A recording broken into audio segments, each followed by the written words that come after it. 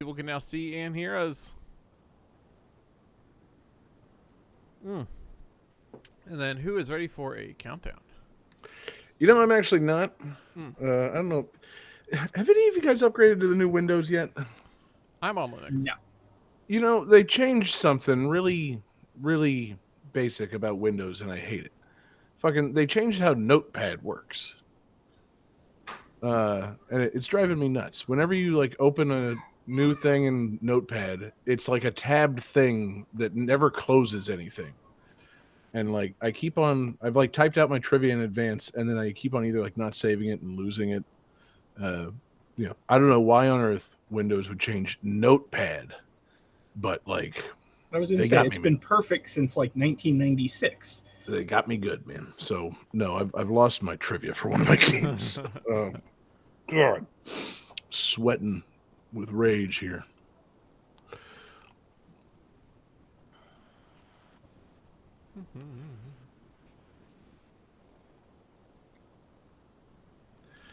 All right, we can go ahead and get started, Jenny. Just start with some of your games. All right, can do. Let's see here. 5, 4, 3, 2, 1, go. Oh crap! Hold on. Okay, here we go. Welcome to Game That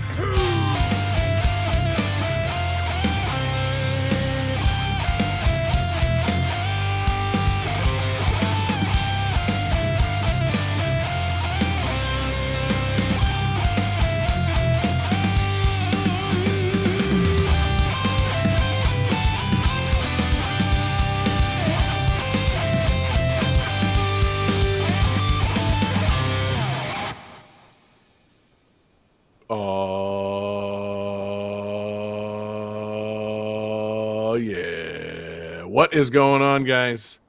Game That Tune has returned once again. It's August. We're feeling crazy, feeling wild, feeling ourselves. And we're feeling, Oh, you're not supposed to know that part. dare I say, absurd. Because it's Game That Tunes August Absurdity, guys. We're back. Head-to-head video game music guessing contests. The way it's meant to be, baby. Highly competitive. Taken very seriously. You know, the grand championships start here. The road to the August Absurdity finals start here. In the August Absurdity semifinals. It's going to be a hell of a night, a dynamite night. It's going to be an explosive night of action. I'm your boy, John Harrington. Joined with me is last year's champion, the Absurd King. Some people might call him Johnny the King Regan. We merely call him Johnny. How's it going, King? The correct title is My Liege, and going pretty well. Yeah, Johnny the King. Glad it's going well, because yeah, man, what a show we've got coming tonight. Two titans of video game music, guessing, podcasting, going head to head against one another in a battle to see who will move on to the finals of August Absurdity. Two fantastic competitors set to go head to head inside the steel cage of the Game That Tune podcast. It's David Fleming versus Jessie Moore. A rivalry as old as this podcast itself, perhaps even older.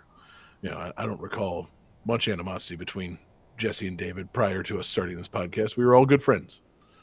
And man, once you throw a podcast in between us, it just turns us into the bitterest of enemies. And that's what's going to happen here tonight. These guys are going head to head on music that Johnny and I have picked.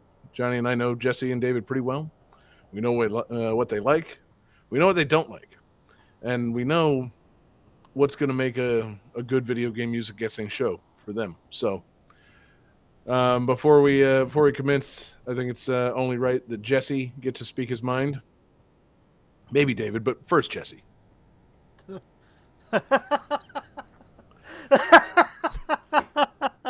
Oh Oh, David Fleming, 1-on-1, me and you.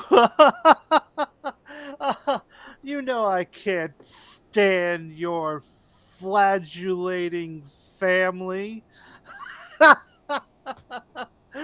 You know what I'm gonna do, me and you tonight? I'm going to kill you.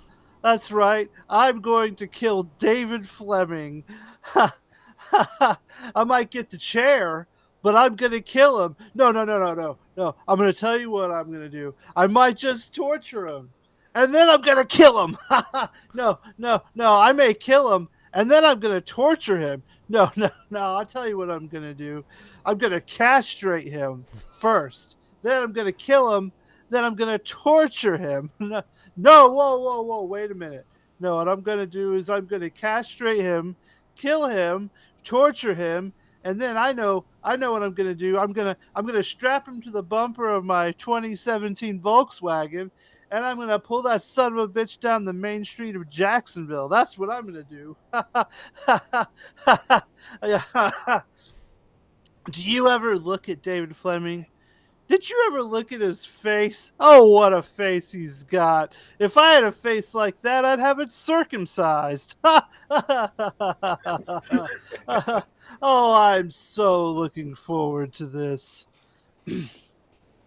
Johnny Regan, I've had enough of you and your comments about people that I love and I respect.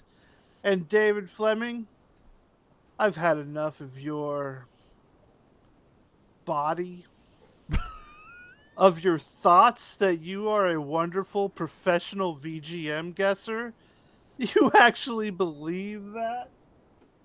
Well, I'm going to prove to you that I am the man. And I will always be the man. And tonight, it's going to be a hot time in the GTT arena. Damn. Incredible. Yep. I was Brutal. part of it. John, Yeah. you're the only one that Yeah. wasn't part of it. I don't blame you. I wouldn't want to fuck with me. But I'm glad you fucked with you guys.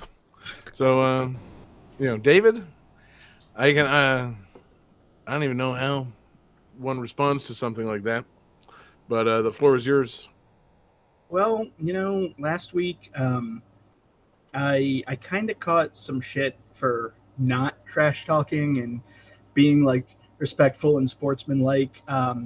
So I definitely wanted to come in here and I tried to like cut a wrestling style promo like that, but I just couldn't do it. Wrestling's just not my thing. So I figured if I'm going to trash talk, I'm going to have to do it my way.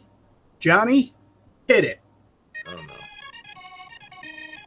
So we're coming down with this. David versus JESSIE. Fuck, I already fucked it up. I'm sorry, can we do it? Did I take a retake on that? I wasn't expecting it to be as loud. Yeah, Johnny, take the volume down. Yeah, Down 50% on that. Yeah, turn it down. All right, here we go. So we're starting off with this. David versus JESSIE. Man, you'll fold faster than the Flash doing laundry. I know you love comics, love the Fantastic Four, but when my thing is done, your ass will be sick and sore. You're so big and hairy like I'm versing Sasquatch. You can't touch me, you just sit back and watch. You don't know game music. Bitch, I am the best. I'll leave you open like a... Keep it going, man. I'll just record a version to use in the actual podcast. Oh, but I'm so curious to hear the rest of those bars tonight. Yeah. Wow. How's it end? Yeah, what's the final line? Now we can pick up from there. I got put on the spot and I thought I could do it live and I guess I can't. So where was I? You don't know game music, bitch, I am the best. Your head's as empty as a mimic chest. I'll demolish you, leave you sad sobbing later. I'll chokehold your ass like my name was Darth Gator. Don't bother coming at me, cause all your insults will miss. I've seen a better streamer when I'm taking a piss. That's Wow. With the mic drop and everything? Wow. Damn, son. Fucking incredible. I never thought we'd see it. Live bars on Game That Tune. Oh, I mean, We'll have a version for the podcast that's not fucked up. David doesn't realize that he's emulating the greatest wrestler of all time there, or maybe he does. Yeah, Macho I don't Man? know. Yeah. No, I was thinking of the more successful wrestler that raps. Max Caster. No. Who else raps? Shaquille O'Neal? Rapping Rowdy Piper. No, he's dead. Okay, Jesse, you can't think of somebody that I would declare the greatest wrestler of all time, and he raps. Oh, the greatest wrestler that raps. He Bad doesn't Bunny? rap anymore. After about the second or third year of his existence, I think they stopped making him rap. Oh, John Cena. Yeah, Okay, his yeah. name was John Cena. He was he had a PhD in thugonomics. See, just like Yeah. David. Yeah, wow. John Cena and David share similarly usable degrees. They both And, like DC Comics. Very much so. Yeah. So- There's a connection there. David Cena. You can't see him. It's man. Wow. What a thugged out start to the episode. We got got some funk and some thugonomics to just set the tone for August Absurdity. I Johnny, I feel like maybe anything that we do after this won't be very absurd. We're just going to play video game music and hang out and let them guess it now. It's just going to be kind of a normal GTT. But, Yeah. I mean, what can you do? We got fantastic game music coming up, and we're going to find out who's the best, Jesse Funk or David Cena. So, Johnny, let's break into the first game and see what we got. Game 1.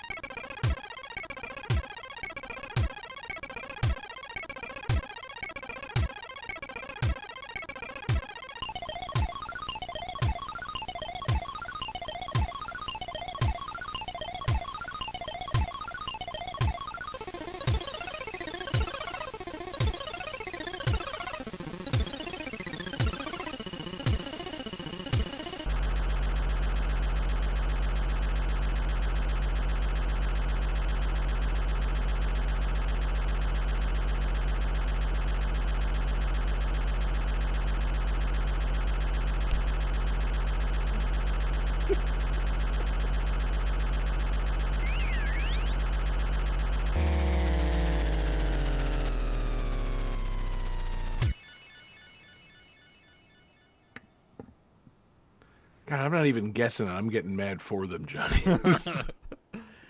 All right, so let's see here. So,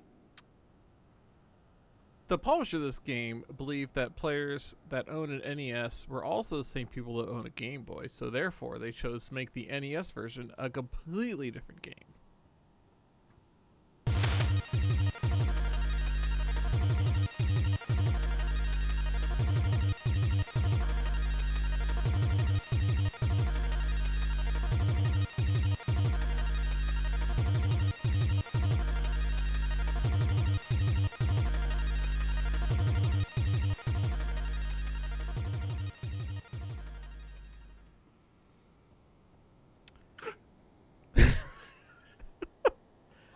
The fucking audacity, Johnny. I guess an extra little bit of trivia that might help is the Sega versions of this game omit the motorcycle level.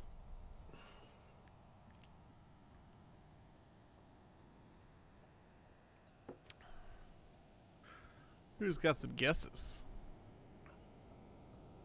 See, based on the music, I had an idea, and then the trivia made me think, no, I don't think so. And then I thought, maybe. All right, so David says Jurassic Park. Jesse says Batman Returns. They're on the right track in terms of it being a licensed game. This is Terminator 2 Judgment Day for the NES.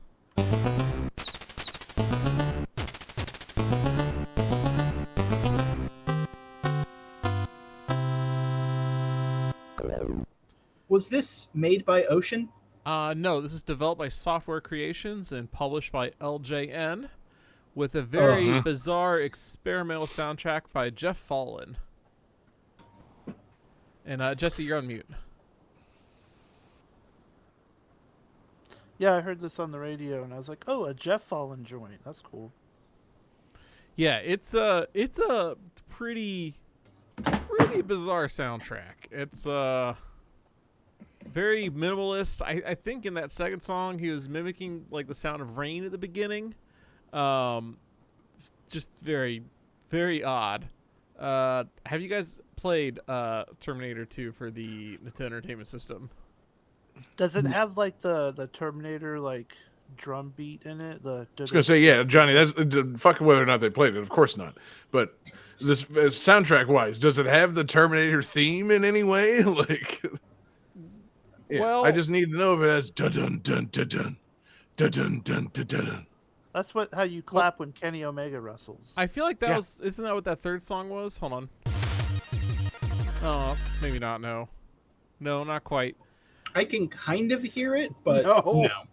If it is what that's trying to go for, it should not be behind all that fucking fallen noise. It should be like the primary thing you hear. It's you gotta have the Terminator theme in there, but Yeah, that first I'm song not gonna was say- the title music. And okay. So, I'm sorry. The first song was the title music. Yeah. Okay, no, if I don't have enough short-term memory to remember what happened 6 minutes ago, but it wasn't the Terminator theme, so like, geez, Louise, what are they thinking? That's it's wild stuff. Unless, did this movie, did the game in any way predate the movie? Like, was it one of those anticipation things where they gave it to him with an unfinished a movie that like they weren't sure what they were working on? Well, let's see. I don't have the movie release date offhand here, but the NES version of this game came out in February '92. Okay, so yeah, after the movie. After the movie, okay. So no. Yeah, T2 was the #1 movie in 1991. So shit. Yeah, no, they should have known better.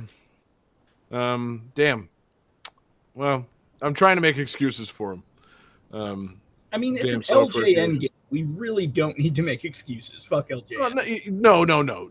Omitting the Terminator theme from Terminator 2, the game, is inexcusable. Even if, I mean, that's the thing. I like. Let's see, it was '92, so I was 6.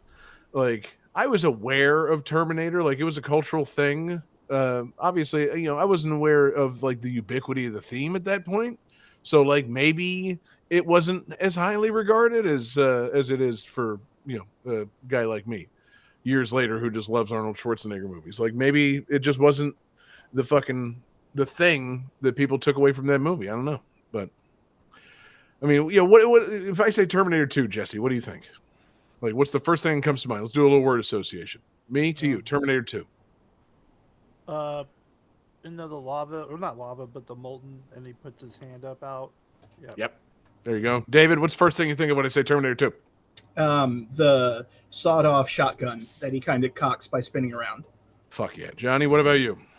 Flying a helicopter under a bridge when they absolutely did not have a fucking permit to get that shot.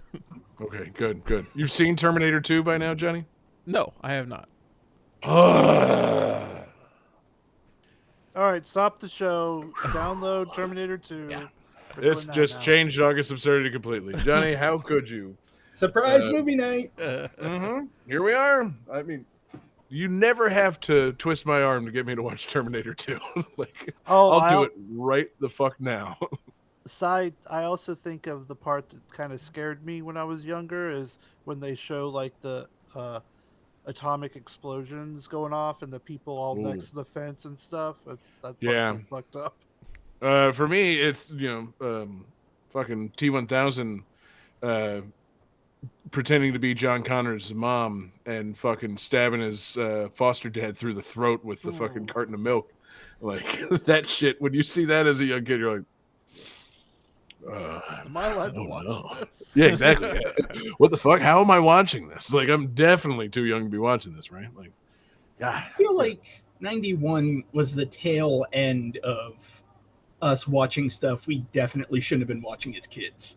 Like, I think it was also like a very 80s thing into like 90, 91. Like, let's take a look at what we're showing the kids first. Well, I think it's also coincides with the tail end of like really good hard R action films. Like they just kind of didn't make as many of those after that. I mean, after Terminator, David, pop quiz for you, movie guy. What's the next movie that Schwarzenegger makes after Terminator 2? The very next movie.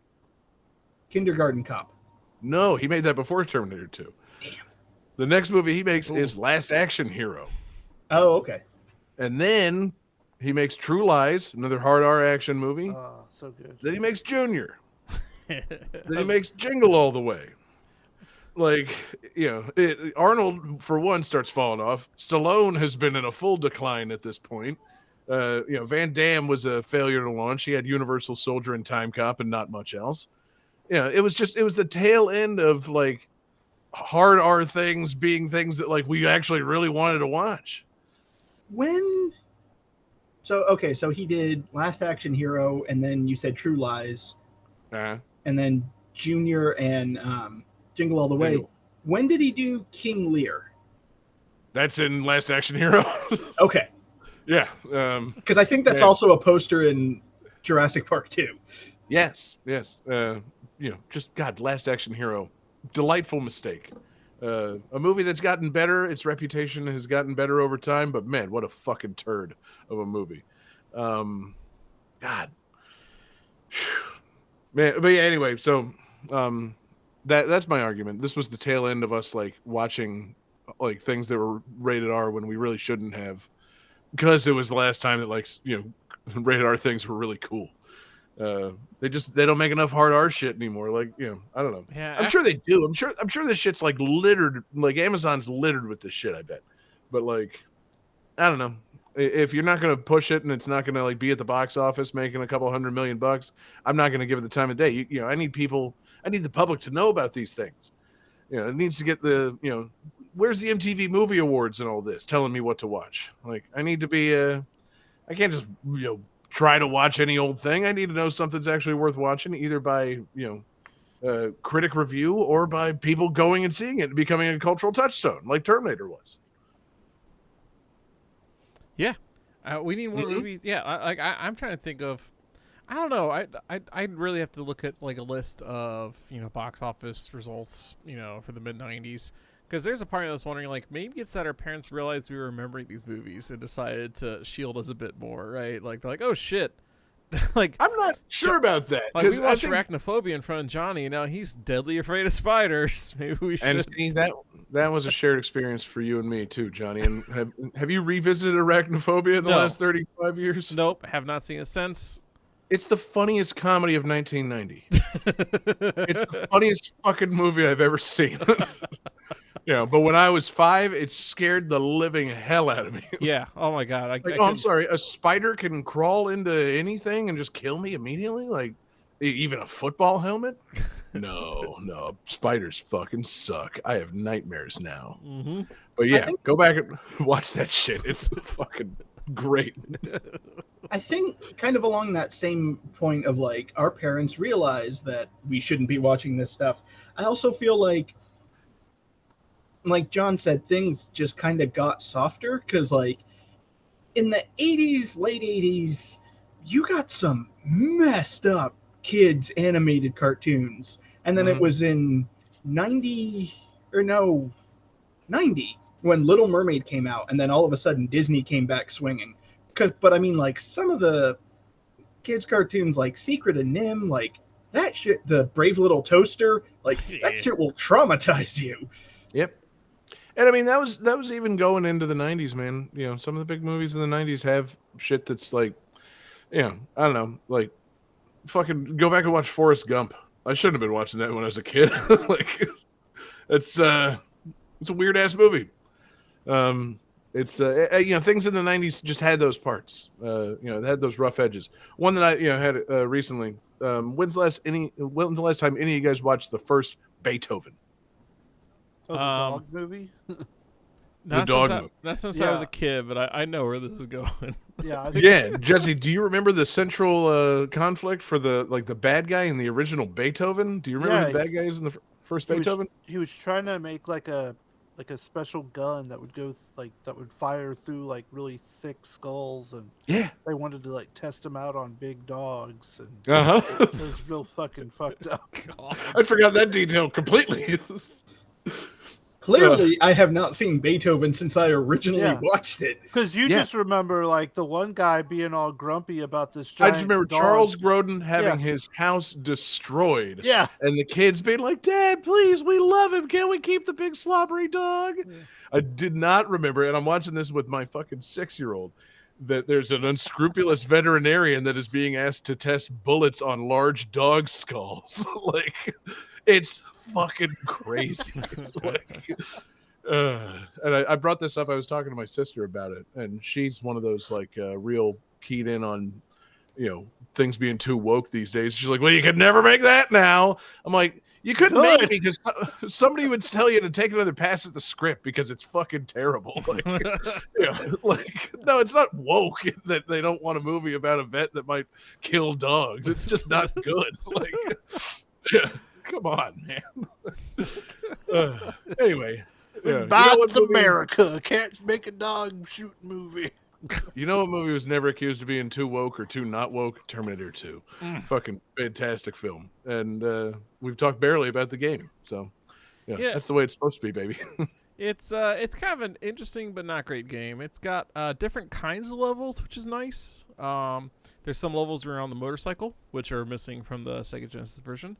That sucks. Or not Sega Genesis. Well, maybe there was a Sega Genesis. The Sega versions. Game Gear and Master System, not on the Genesis. So, of course. Sorry, Game Gear and Master System owners, you didn't get to play the motorcycle levels. Johnny, I didn't ask earlier, but is there any like 8-bit renditions of Guns N' Roses music in this soundtrack? I don't think so. I think it's all Jeff Fallon just doing whatever the fuck he wants kind of situation. Yeah. I feel like Jeff Fallon would have really dug that assignment. If they're like, hey, we need you to make Rocket Queen, but fucking like for the Nintendo, he'd be like, yeah, okay, great. So I normally do more like prog rock stuff, but I'd be happy to. Man. But yeah, I don't know, man. This is well in the era of movie tie-in games being not worth a damn. So it's okay if we don't talk about it, Johnny. We really do need to bring back movie night and watch Terminator 2, or not record ourselves and we all just get together with Johnny and watch Terminator 2. Yeah. It's kind of embarrassing for you, Johnny. I know you're Mr. like Shameless, but like, no, it's embarrassing at this point to have not seen Terminator 2, Johnny. I'm sorry to do that to you, but it's not just for me. No, it is, man. I hate to tell. I don't Does know your what dog embarrassment know? is. Exactly. Yeah. Yeah. Does- Does your family know about this? Does my dog know? I Yeah. don't think Ripley knows. No, I don't think I've told Oh. her. You Yeah. shouldn't. That's going to be a hard conversation. And It Pat- is, man. It's It's gonna be gonna tough. break little Paxton's heart. Uh-huh. Before I throw this ball, I have something I got to tell you. You're gonna go tell Ripley, like, hey, listen, girl, I got something to tell you. I haven't seen Terminator 2. She's gonna be like, test the big bullet on me right now. Do it. Just fucking You gotta be Beethoven fucking kidding then. me. I've been, my owner's some cuck that never saw Terminator 2. God. Sorry, Johnny. I know it's Jesse and David's August Absurdity, but I'm having to really, really key in on this. Well, But no, you got me. When you say a cuck that hasn't seen Terminator 2, what I'm imagining now in my mind is my whole dog family. cuckolding you.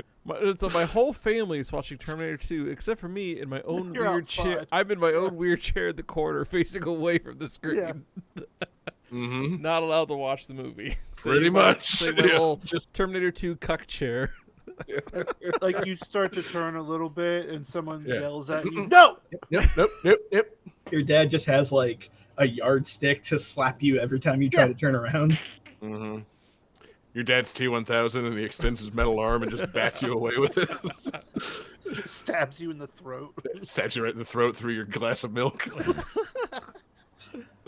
I know we I need love to your move dad, on, man. But can you imagine Papa Regan as the T1000?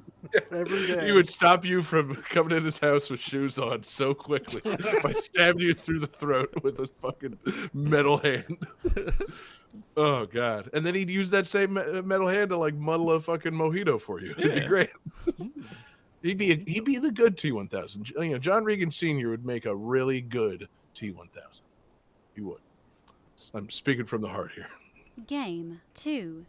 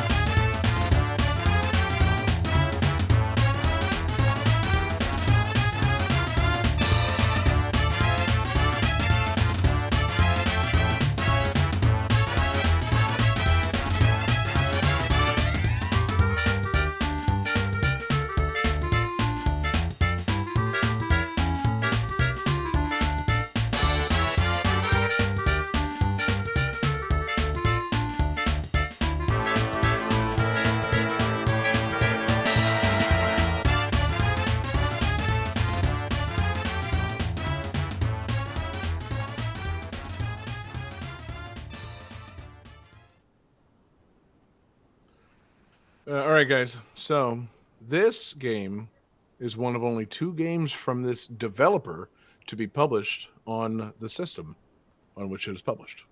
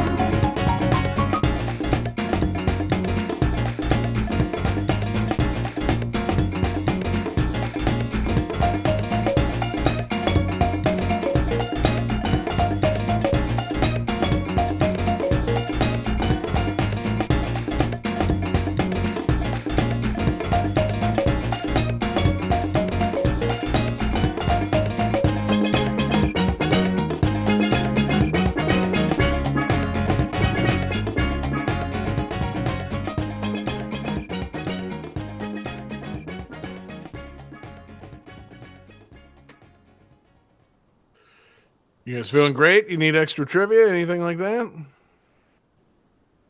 I'll take extra trivia, but I'm not sure that it's going to help. I was kidding, man. I don't really have any. Cool. Let's see what those answers are. Ooh. Let's see. Jesse says Mario plus Rabbids Kingdom Battle. That's sadly incorrect, but I like where his head's at. And David says Mario versus Donkey Kong. The minis march again. Sadly incorrect.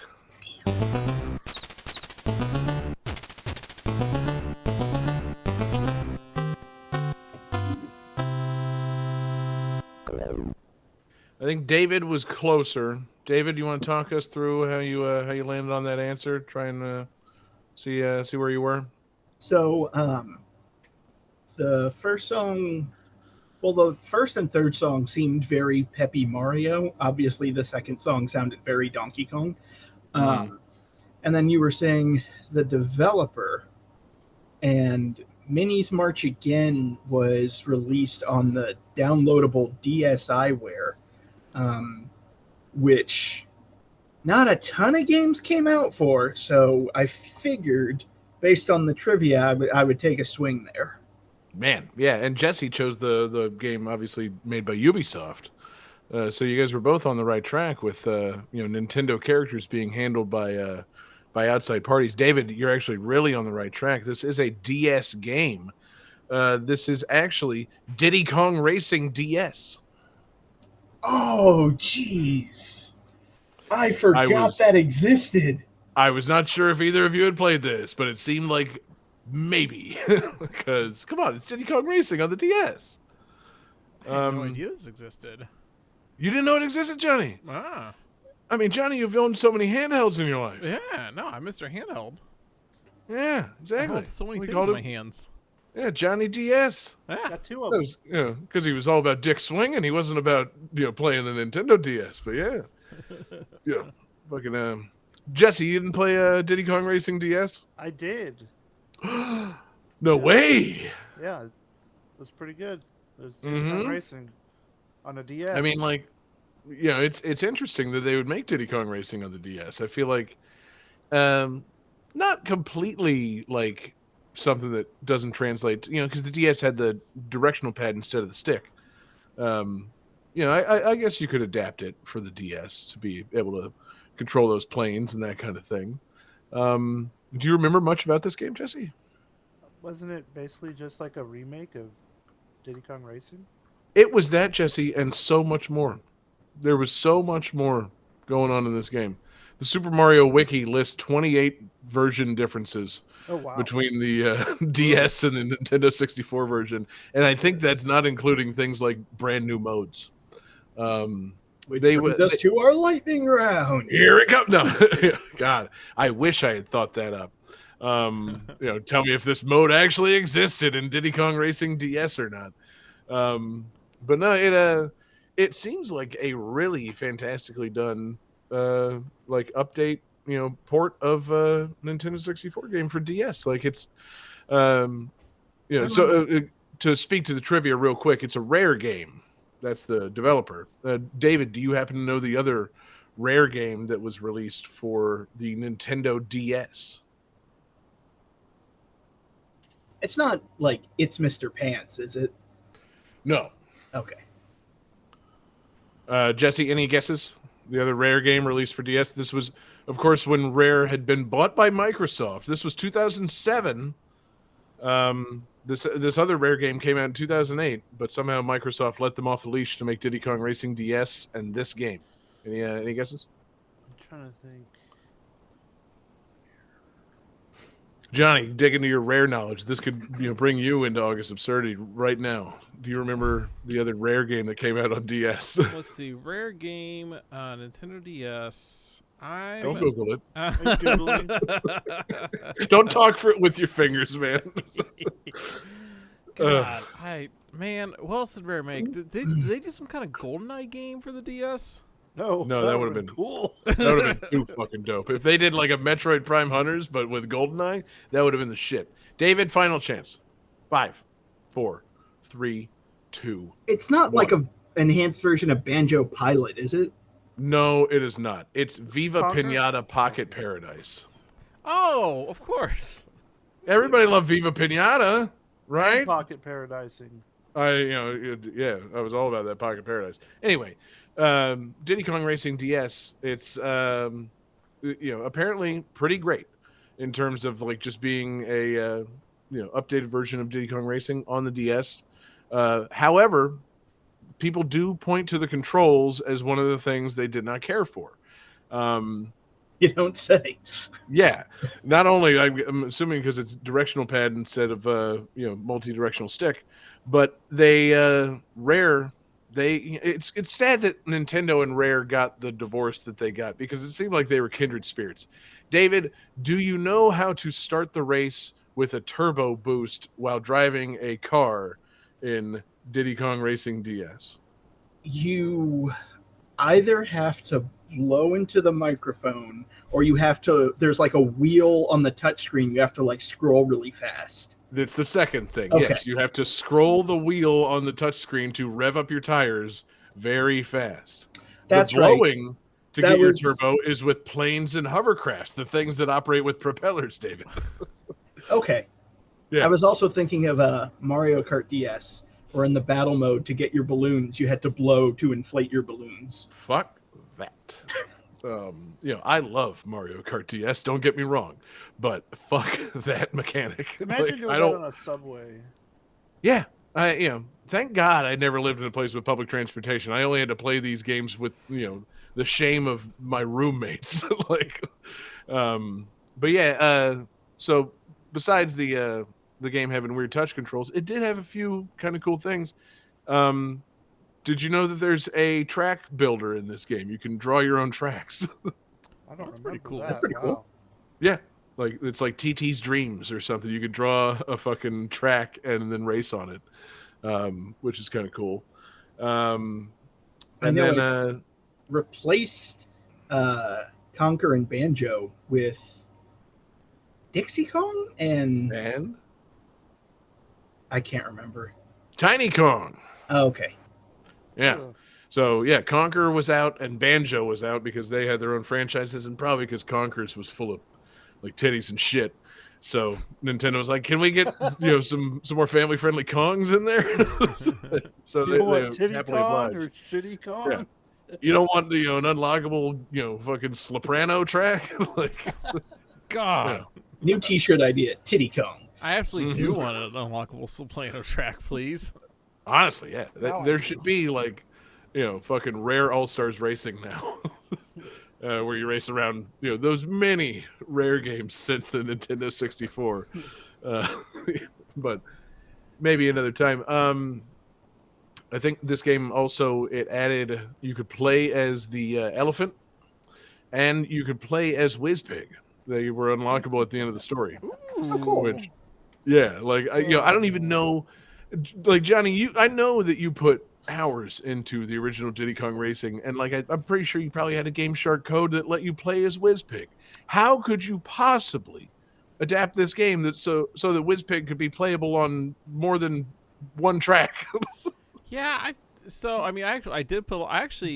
this game predates me getting a Game Shark. I actually unlocked everything legitimately, including TT, which meant beating him in every time trial stage. Whoa!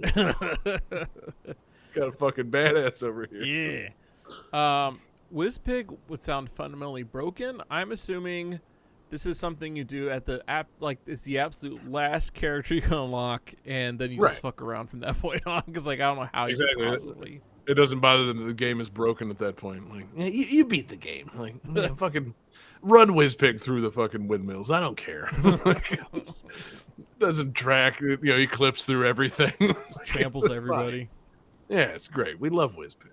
Love that. Now, the game, it seems cool, man. It seems like a really great update, with the exception of the controls. People really didn't like those controls.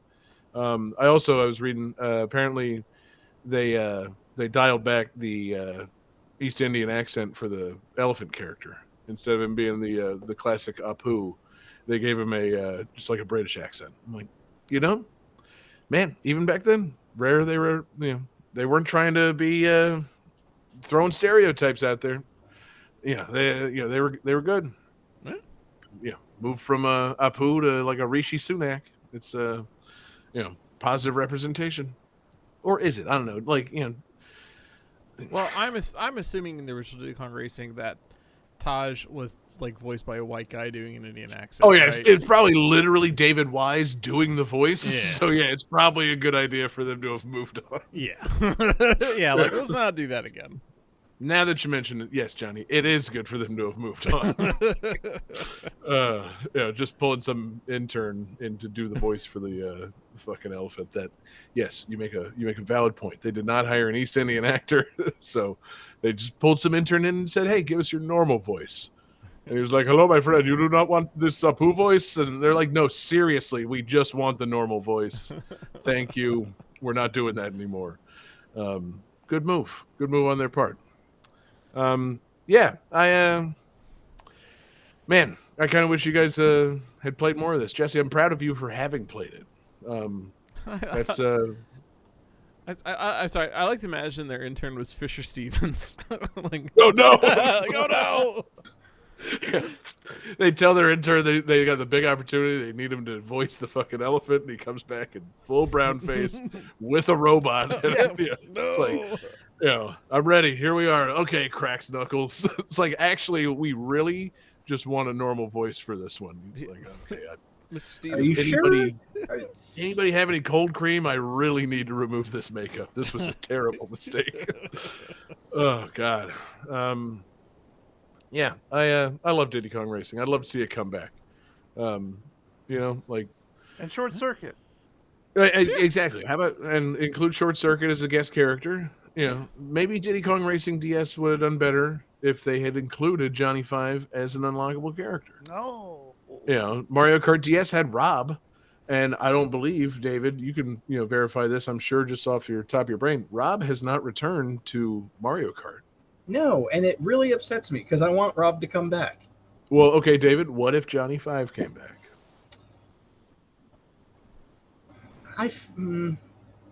No, I feel like Rob should be Mario Kart and Johnny Five should be Diddy Kong Racing. Okay. I don't think the two should mix. What if you got Johnny Five, but also a new Funky Kong mode? Are we talking about Mario Kart or Diddy Kong Racing? I'm talking about both at this point. Okay. Yeah. And what if Funky Kong was wearing brown face and doing an East Indian accent? No. I'm gonna pass. Okay. I'm gonna pass hard. Smart pass, David. You're good. You're doing all right. It's not very funky of them. No, I can only imagine that Johnny, that is an accent and an imitation I would like to see you attempt right now. Surfer, race car driving, shades wearing bandana guy, Funky Kong wearing brown face, playing the role of Fisher Stevens in Short Circuit, but unlocked in either Diddy Kong Racing or Mario Kart DS. Okay, I got it. Give me a second.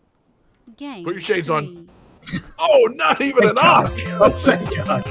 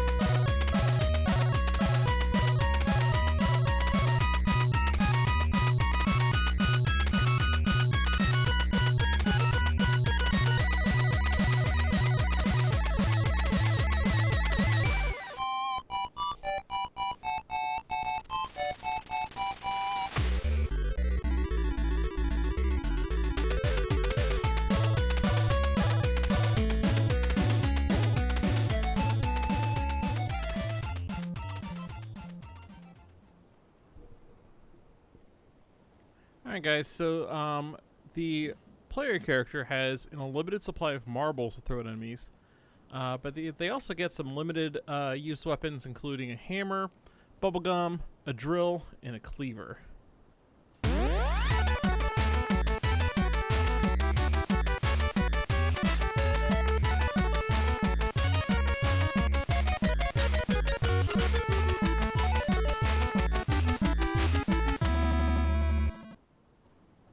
All right, who's got some answers? Jesus Christ. Wow. You just never see it coming. Absurd third songs for me tonight. We got a theme going. My secret hidden theme. All right, Dave's got something written down. Waiting on Jesse. Yeah, something written down because it damn sure ain't right. Come on, David. You know those songs. The last one was the giveaway, but it was only 17 seconds. All right, so let's see here. Jesse wrote Looney Tunes, which is incorrect, but pretty close. David wrote A Boy and His Blob, which is incorrect. No, this is Tom and Jerry, the ultimate game of cat and mouse.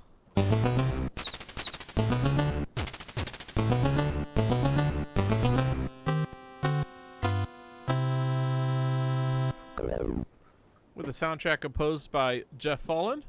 And it's all medleys of music from Tom and Jerry shorts. So like one of those was all the incidental music that they used between like 1940 and 1946. The one was a medley of all the opening themes. Yeah. That's why it sounded familiar. Yeah. It's like I know this is a cartoon, but When's the last time you guys watched Tom and Jerry?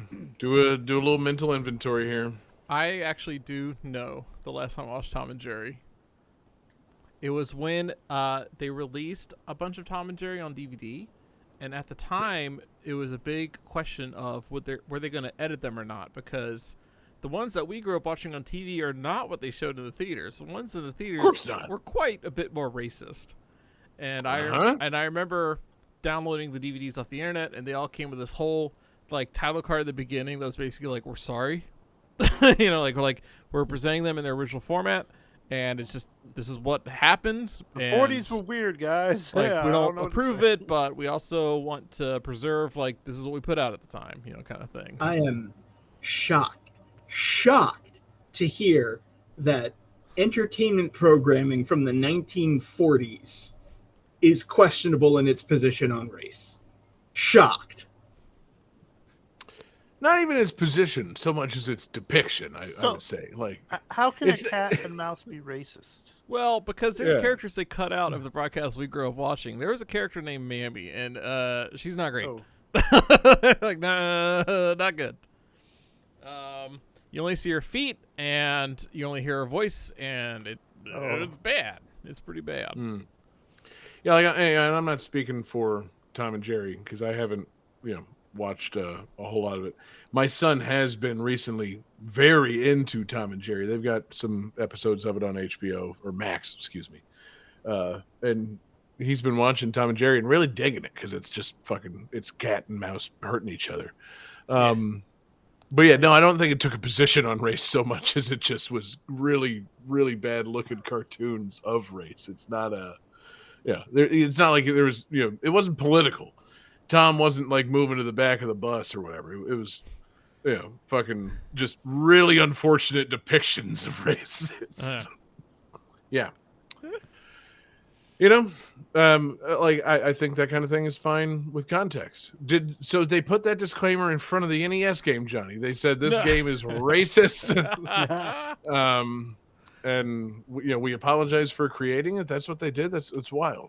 No, they didn't do that. So in this game, did Tom or Jerry have to fight a Japanese ghost like Kid Dracula? Oh God. If only. No, so you play as Jerry. You're trapped in an attic trying to get out of the house. The game gets pretty meta and bizarre at one point. Like maybe not bizarre, but there's a level where you're playing as it's like in a living room, and you actually like run on top of a Nintendo Entertainment System, in the middle of the game. So there's like an NES in the NES game, a little NESception going on. And yeah, it's kind of got that warehouse level design in a lot of stages. That whole, you're doing a lot of moving up and down and side to side kind of thing. dodging hazards and throwing gumballs or whatever. What was the weapon? Was it the gumball? He said Marbles. marbles. That's what they are. Mm-hmm. Bubble gum. That's the pink one that I'm looking at here. Bubble gum. Goo balls. Goo Yeah, balls. just call them balls, Johnny. Balls and goo balls. Those balls get bigger when they get liquid in them. Let's reference Jerry's every hard game balls. from last week. Jerry's hard balls, Jerry's goo balls. Jerry had he contains multitudes of balls. But my favorite part of this game is the title screen really looks fucking amateur hour. It's pretty bad. It's a big pink triangle with Tom and Jerry with sunglasses. Fuck yeah. Hold on. Can you share this to the chat? Because now I'm in. Like, Airbrush that shirt. Let me see if I can find an image of it here. I've got a YouTube holy video pulled shit. Yeah, that rules. That's the whole album art. We're going to put this on a shirt. up. It says, That's Tom and awesome. Jerry and Tuffy in And Tuffy. in Oh. parentheticals. So, wait, I was who's never a Tuffy? fan of Tuffy. That's like Tuffy, Was he the dog? White Mouse? no, he is. Wait, I think he is the White Mouse. Yeah, I think that you are saving Tuffy in this game, and Tuffy Fuck is the White Tuffy. Mouse. I'm trying to remember who all the characters are from. Okay, yeah. Mostly now, I'm racking my brain on the Tom and Jerry Kids theme song because I feel like they named all the characters. Now I'm thinking the dog was Spike. I think but- so. Tuffy is Who that the little fuck is nephew. Tuffy? He's that little nephew mouse that wore the diaper. Yeah. Ew. But was Not into it. Spike the big bulldog or the little bulldog? Yes, There it were was. two. See, I remember this from the Tom and Jerry Kids theme song. It was Spike and Tyke, Droopy and Dripple, and then That's they right. said some Yeah, stuff in '80s and like '80s, '90s theme song lingo that I can't remember. But yeah, the kid version of Spike was Tyke, and the kid version of Droopy was Dripple. That's my Tom and Jerry Kids brain. That's what I got for you, Dripple. dude. Droopy and Dripple. That's I always liked Droopy. stay out of my search terms. I was a big fan of Droopy. Oh yeah, I'm a huge Droopy fan. So is Tuffy like Scrappy Doo or like? No, he's just a baby mouse that Just a gets baby. into trouble. Yeah. Because Scrappy wasn't a baby; he was like a A 12-year-old. mistake. He's like a 12-year-old that nobody wanted to hang out with, and Yeah. he just kind of kept inserting himself. He was like studio execs is what he was. He was studio meddling. Yeah, gross. Man, yeah. Tom and Jerry, what a pair. Did any of you guys watch that fucking weird COVID movie that came out? What? Where it's Oh, where they gave them voices? Oh, that. no, where they're in. It's a live action hybrid with Tom and Jerry. in it. Right, it went straight to streaming, right, instead of going to theaters. Yeah, it was straight. It was straight to Max, and like fucking Tom and Jerry, like Jerry was wreaking havoc in like a nice hotel, and like a kind young actress is interacting with a cartoon Tom, who she hires to get Jerry out of the hotel. Fucking, it's Chloe Grace Moretz talking to a cartoon Tom, trying to get Jerry out of the hotel, and it sucks ass. Oh yeah. God, I want to watch Uh, that. I was It's thinking- honestly, it's worth watching for like seeing something that's so baffling and like with yeah, I don't know, like it's just one of those. night. They put Yeah, this I up, mean, and honestly, not like they put this up, and not Batgirl. Right, exactly. It's like, okay, so I'm sorry, I've seen this, but I haven't seen Batgirl, and they're not going to release that Coyote versus Acme movie. Like, why the fuck? Like, it. I'm trying to remember. It starts with like Tom walking through New York City with like a Tribe Called Quest playing, and I'm like, okay, now listen, Hell yeah. I love a Tribe Called Quest, but like, why? Why any of this? Or like, you know, it's like De La Soul or something. It's like, okay, hold on. What the fuck? Like, you know, who made these movies? Like, who made the music selections for this? This is crazy. And then it never gets on track. It's a very bad movie. I watched it last week because my son is really into Tom and Jerry. I was gonna hit you guys with a, you know, I'll see. You know, maybe we can give a bonus point to David or Jesse. Here's a Tom and Jerry bonus point quiz. Can you, hands up, no Googling, tell me who does the voice of Tom when he is singing in the new movie? I just looked it up. This is incredible. What the fuck? How'd you look it up so fast? Me? I was on my way to the movie already. Like to the movie wiki. All right, Jesse or David, give me somebody that you think voiced Tom, his singing voice. They use archive voice from the original show, but who does his singing voice in the new movie?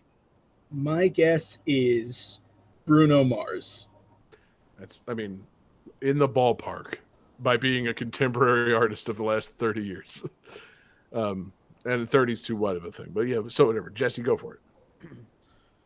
Johnny Knoxville. Oh, I wish. Okay. That's way outside the ballpark, but I like it. I respect the audacity. Johnny, reveal to them who the singing voice of Tom and Jerry, or of just Tom in the Tom and Jerry movie is. It has something to do with the fact that his name is Tom. Yeah, it's T-Pain, of course. T-Pain is the singing voice of Tom in the Tom and Jerry movie from 2021. That's pretty good. Okay. Tom Paine. Exactly. Yeah, Tom Dash Payne. Yeah, and it makes total sense because Tom is like the lounge act at the hotel bar, and he is able to sing with the vocal effects of T-Pain. So that was what I was wondering, because T-Pain is actually like quite the talented singer without the auto-tune vocal effects, and so I was wondering, was this like T-Pain getting to be T-Pain without the effects, or is it it's style like T-Pain style, like with the auto-tune and all that going on? It sounds like, based on what I remember of watching it last week, he's playing at a piano in a hotel bar. So it sounds like T-Pain trying to do like a Ray Charles thing, but then some fucking vocal effect comes in, and it's like, oh, it's T-Pain. What the fuck? Like, what the fuck is going on right now? COVID was wild, guys. This is like, oh no, they shouldn't have made this movie at all. So I had to look it up. I was mistaken. I was thinking of Tom and Jerry, the movie, the 1992 animated movie, because Tom and Jerry don't really talk. But in this movie, they do. Ooh. And Tom is voiced by Richard Kind. Oh, no. Incredible. That's perfect casting. Like, that's the movie I was thinking of. God, why did they bring him back for this movie? Dana Hill. Do I know that name? I don't think I do. That's not Queen Latifah, is it? No, she was, I think, the original voice of Max, Goofy's son. Oh, okay, word. That fits. Before he was Marsden in the movie. Okay, cool. Yeah, that works. But no, Richard Kind as Tom sounds severely annoying. And I say that with great affection for Richard Kind. God, poor fucking, what's his name in Inside Out? Why am I blanking on that right now? Bing Bong. There it is. Bong, yeah. Yeah. Fucking Tom trying to fly a wagon out of a pile of memories. Oh, God. Jeez. Makes you cry every time. Anyway. Yeah, it does. Man. All right, what's the verdict on Tom and Jerry? Worthwhile still, or too racist to exist, or ruined by T-Pain? I still think, it's worthwhile. I mean, they fight and they fight. They fight and fight and fight. Now, hold on. You're thinking somebody else, Jesse. Oh. Yeah. Remind me very quickly. Which one's the mouse? It's Jerry. Jerry's a jerk. Oh, man. It's true. I really do enjoy seeing my son light up at these animals hurting each other. It's actually very fun. It's so harmless. He's not gonna try and drop an iron on my head or jam my head through a fucking doghouse door or whatever. John, just you wait. Feed you some. Sorry, go ahead, Jesse. He's gonna feed you some cheese with dynamite in it. Exactly. He has no idea how dynamite works at this point. It's lost on him. It's really great watching that. I will say my son is he's a prankster. He really wants to like try and do things. Ever since like last year, so we had a big outside freezer that froze over. We had to get rid of it because it had a moisture control issue. I scooped all of the ice into a snowball and threw it at him. And he's been trying to think of a prank to get me back ever since. Tell him, here's one. He could paint your garage door to look like it's open, and then you'll drive through it. He keeps on asking me like, Dad, is Mom gonna buy a Diet Coke today? I'm like, I don't know, man. He's like, we should buy some Mentos. And I'm like, okay, how do we get the Mentos in the Diet Coke? He's like, I don't know, but we gotta get the Mentos when Mom's got the Diet. Like he's determined to like spike my wife's fucking Diet Coke with some Mentos at some point. He has no idea how to accomplish it, but he's dying to do it. He wants to be the next Bam Margera. He wants it so bad. Dude, honestly, I bet if you gave a call to Johnny Knoxville, you guys could get on TV with him on these pranks. Fucking right, yeah, prank panel, baby. Freeze the Mentos in an ice cube. See, that's what we do. I frequently put ice cubes in my 20-ounce bottles of soda. Yeah. Well, I'm thinking like if she pours a glass of Diet Coke. Yes. No, David, you've got it. But yeah, it's gonna take work. But I'm just saying, my son is determined to pull pranks. So yeah, he's gonna feed me like plate spaghetti with like dynamite meatballs or whatever, and fucking put. What's that sound, son? Yeah. It's God. It's Dad, has I got my package from Acme yet? I got a giant magnet. It's shaped like a horseshoe. Check this out, Dad. Oh, God. Yeah. This is why I like watching. It's so nice having a kid to revisit the shit with. Oh, son, my fillings. Yeah. If I didn't have a kid, it would be weird that I was watching all these old cartoons. But man, it's great having a kid around to have plausible deniability for this. Anyway, Johnny, keep going, man. Game 4.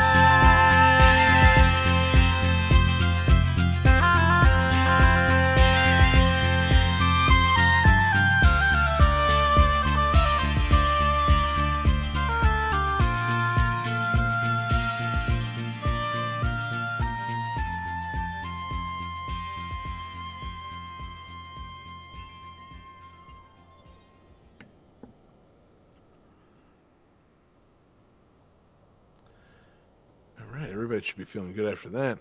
So, a new feature in this game are the persona masks, which alter the character's appearance and abilities.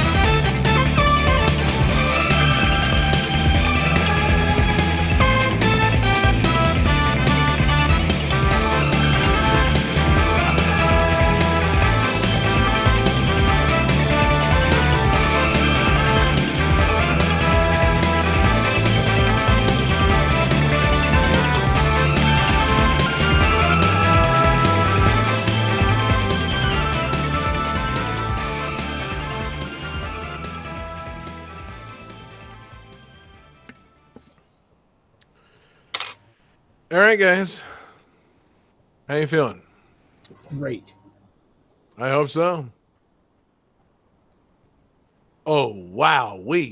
So, Jesse says Nights into Dreams. David says Night's Journey of Dreams.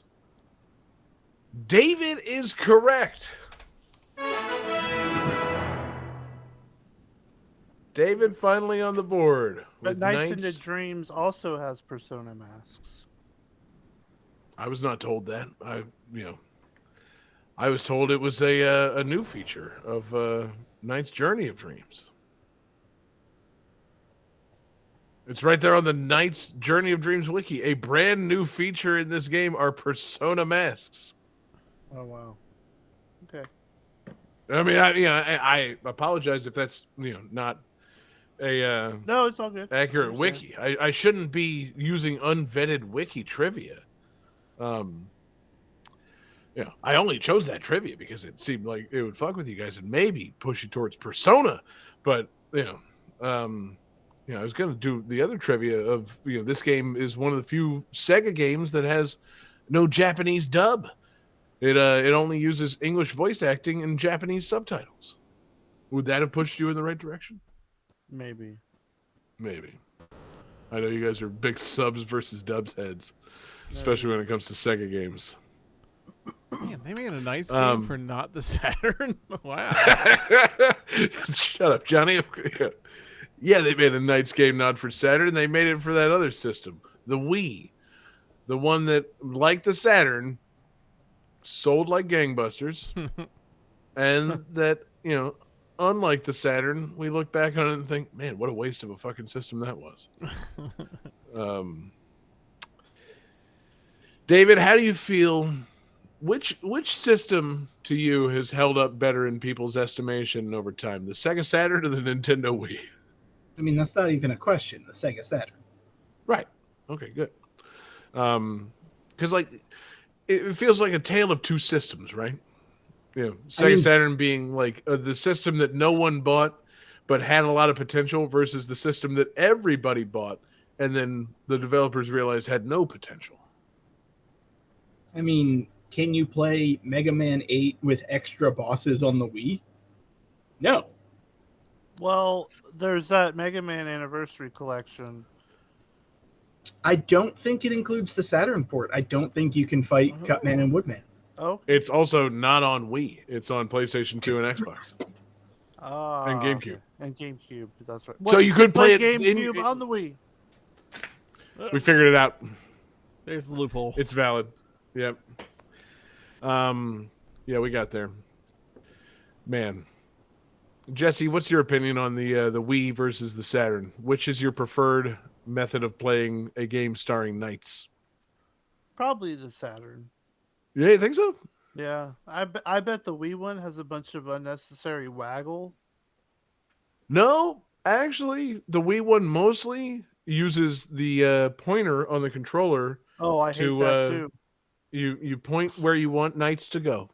Yeah. So it's more of you're just kind of tracing the screen and telling knights where to go. You can also play it with the nunchuck. You can play it with the Pro controller, and you can play with the GameCube controller. You don't even need to use the Wii controller. Okay. But yeah, it's a Knights game on the Wii. What a series! What a character! I feel like this got some hype as it was coming out, and then landed with like a dull thud. Like people realized, like, wait a minute, we don't really have a game here. This is what do we have here? This is Knights. What's the object of the game? Fly through rings. Is it Star Fox? No, it's side scrolling. It's you're knights and you fly around dreams and capture like nightmare causing birds and unlock things. I'm curious. I don't know that there's any possibility that anybody here has played a Knights game. There's only 2. Has anybody played any of the Knights? I played a little bit of the first one. No kidding. Yeah, it's weird. It controls weird. Like it's just because it's like the first like one of those like 3D-ish games, and like right.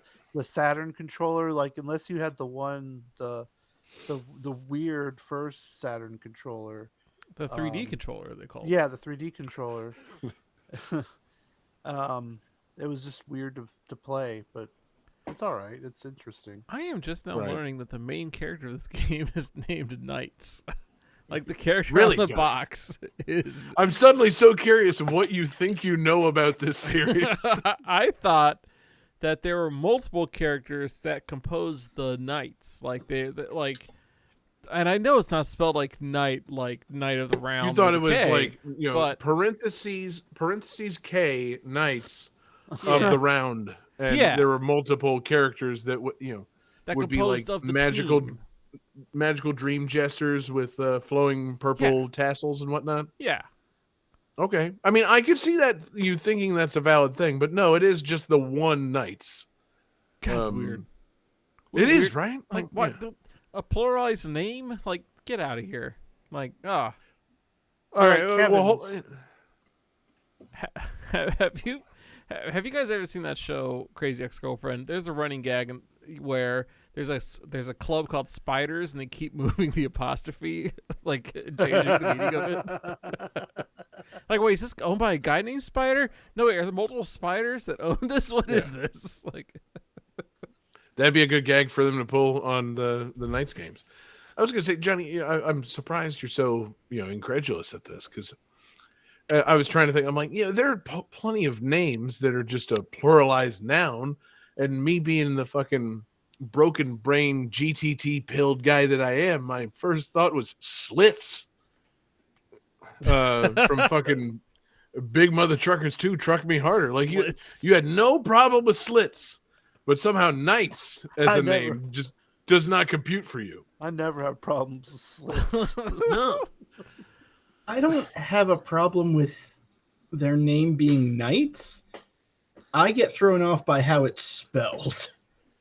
Because, you want to name yourself all caps, fine. You want to name yourself, capital and lowercase, fine. But you want a lowercase one letter, that throws me off. It's like And the it's the vowel. iPod thing. Exactly. That's what it is. They were getting in on that iPod craze. Yeah, knights would come dancing in silhouette, fucking, listening to Junior Senior or whatever, and Bum bum bum bum bum ba ba. Teach me well to tell. I don't remember how the words go to that song, but it's okay. Obviously. Jeez.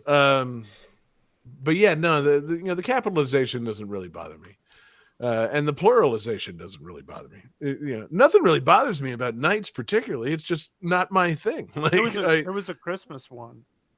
Christmas nights. Yeah. Yeah, I'm about that. Like, so Jesse, you're the Sega expert. Was that a separate game, or had they done the first ever like DLC?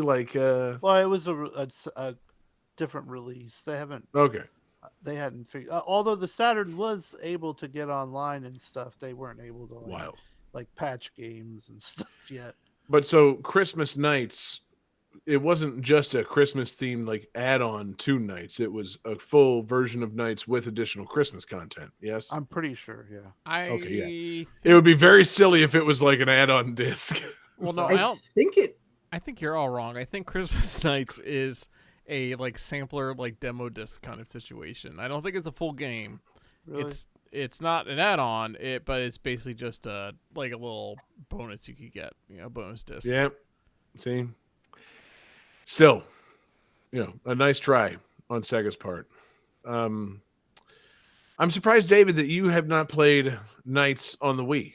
I feel like this might have seemed up your alley at the time. I played a little bit of Nights Journey of Dreams. Yeah.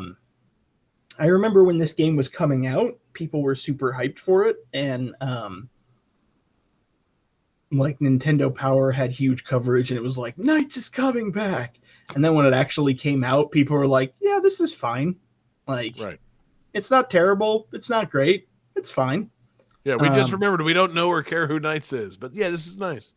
I didn't get it, but some store had like a Wii demo thing where you could try out like one of 5 games, and it was like New Super Mario Brothers Wii and everything, and one of them was Nights. I was like, I'll play this for a little bit.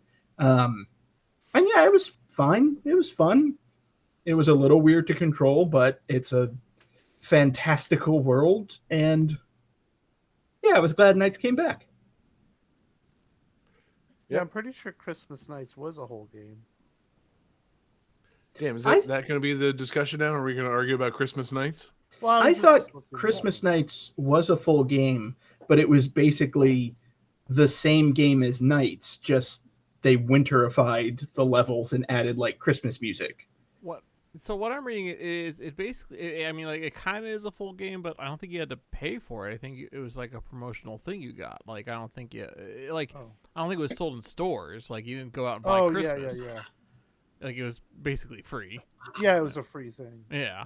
Which is actually even cooler that they're just like, here, have this cool Christmas version. Merry Christmas, bitches. And it had a mini game called Sonic the Hedgehog into Dreams, which was the first ever 3D Sonic.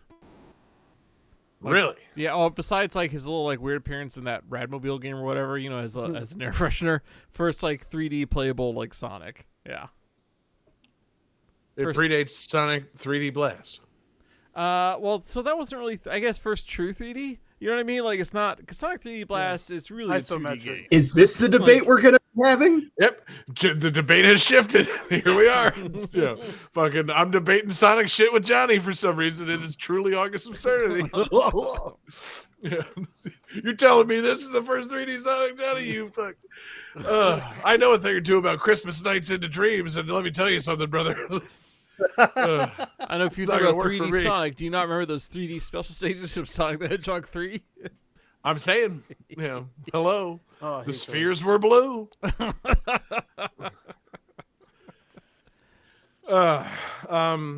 yeah, I don't know, man. Nights is cool.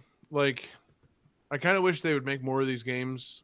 I'm not sure what there is to do with the games. Like, and honestly, like, having seen little videos of the Wii version, like, there was something really cool and charming about this on the Saturn. Like, I think I talked about this whenever we used Nights on the Saturn on the show. Like, there's something lo-fi about the way the Saturn presents nights with the limited draw distance and like the kind of the pop in of like the dream world where you're flying around, you're going through the rings, and like it's not really filling in the whole map. You don't have this beautiful panoramic view.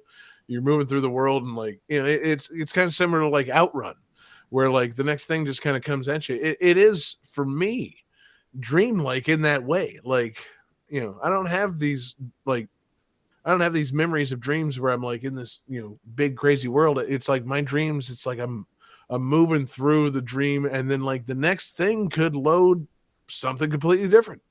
You open a door and you're in the ocean or whatever. Like like you don't know what's going to come next. So like for me, the nights on Saturn is more true to the dreamlike state, even if it is just loading, the same level. It's Green Mountain versus whatever snowy level.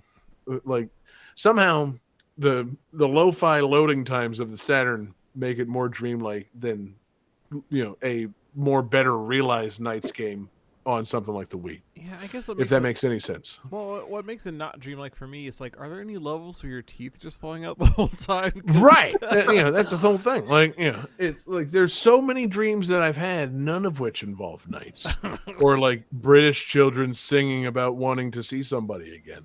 Like, I've never dreamed that. No. It's just not my thing. I've had plenty of Christmas dreams. That's that's cool. I've had plenty of gorilla dreams. Exactly. Johnny, explain your gorilla dreams. No, I'm sorry, you lost me there. David, you don't dream about gorillas? Can't say that I do now. Sad for you, man. That may just be a me thing. It might be a me thing. Yeah. I dream in lo-fi Sega Saturn graphics. Johnny dreams about gorillas and teeth falling out. Yeah, exactly. Yeah, God. So okay, so here's the question. So if Knights made a game in which they were flying through your dreams, what would be the theme of the like the main level in the game, Jessie? Oh God. I mean, we could go dark or confusing. That's the whole thing about dreams, man. They can be anything you want. Oh, I guess my friends and family yelling at me and telling me how worthless I am and stuff. That'd be a good level. Knights would come swooping through there and scoop them up and unlock their nightmare bird keys, and then you'd be able to have the perfect dream that you want, Jessie. What do you think about that? What if in the middle of that dream about you arguing with your family, Purple Jester flew through and made everybody feel good? Yeah. Wouldn't that be good? I mean, I guess at the end, yeah. I feel like that's the thing that this game's missing. Is like it needs to have more dreams that are true to life. Like it needs to be Knights going around and solving other kids' dream problems. Like kids are having bad dreams and Knights turns them into good dreams. That's what it really needs to be. Knights versus Freddy Krueger. Exactly. Freddy versus Knights. David, okay, so what's the main level? Bitch. What's the main level in David's Knights into Dreams? I don't think you're gonna like my answer, but it is the truthful answer. My level would just be like a big empty black void because I never remember my dreams. Like I never remember dreams. So I can't even think. I don't even know what the last dream I had was. Was it Tara Strong? No. I'm not going to call that a letdown, David. I told you. I'm just saying. I'm not going to. Like I'm, I feel for you. Like I have trouble remembering my dreams, but like, I remember flashes of them. I don't have a dream journal or anything like that.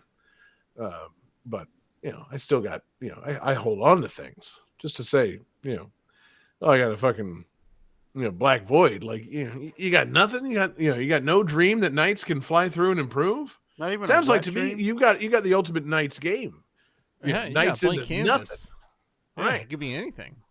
Infinite Knights. Infinite Well, yeah, but the question wasn't imagine a dream. It was what is your dream? And I don't fucking remember my dreams. Right? Yeah, I'm just saying. I'm surprised, David. You're the perfect candidate for Knights.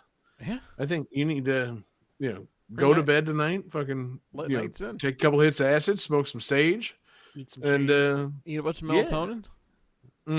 Yeah, whole bottle of melatonin, 6 beers. see what you see what kind of Christmas nights you come up with. Take some mushrooms. Just throw everything at it, man. You know, I have, Inject cocaine directly into my eyeballs. No, don't do that. No, that ruins dreams, David, because you can't fall asleep then. I have the you need strangest sleepy dreams. time drugs, David. What causes my strangest dreams is eating like pepperoni pizza right before bed. Right. Like if I have a good amount of pepperoni pizza, my dreams get strange. I was having good melatonin dreams for a while there. We ran out of melatonin, and I was determined to not go buy some more, so I've just been going without. But melatonin will give you some good ones, some vivid ones. Huh? Yeah, David, look into that. We could you could be coming up with the new nights for the Switch too.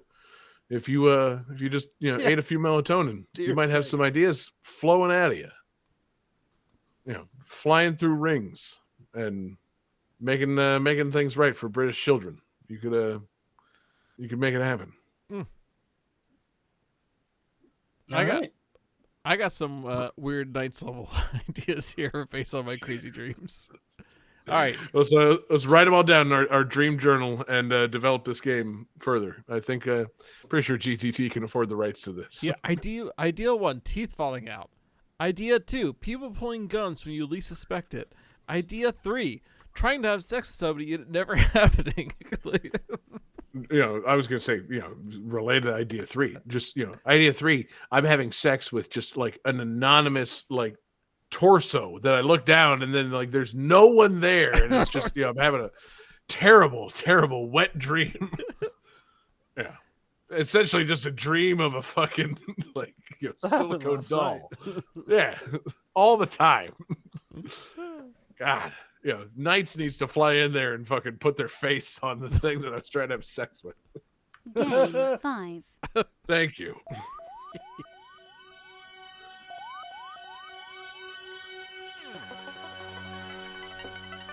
Speaking of things to have sex with.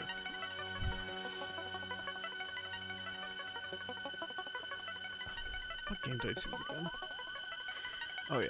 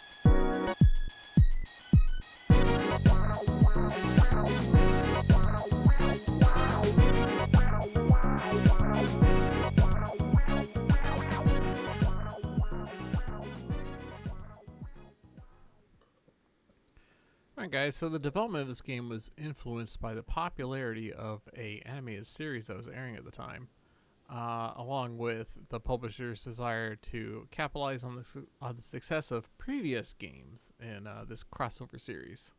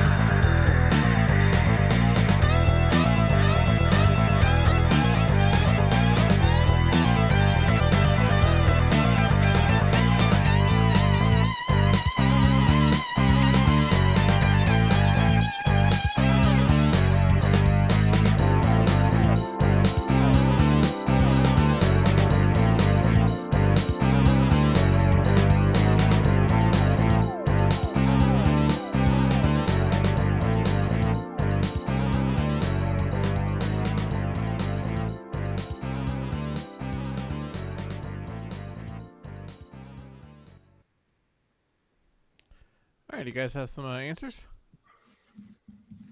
I'm writing it. It's a much longer third song than we're used to tonight, Johnny. Yeah, I know. Ooh, okay, so Jesse wrote Spider-Man and the X-Men, and David wrote Spider-Man and the X-Men and Arcade's Revenge. I'm going to give it to both of them, because I can't name another Spider-Man and X-Men crossover game, so Johnny, they're right.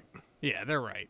This is Spider-Man and the X-Men and Arcade's Revenge for the Super Nintendo, composed by guess who?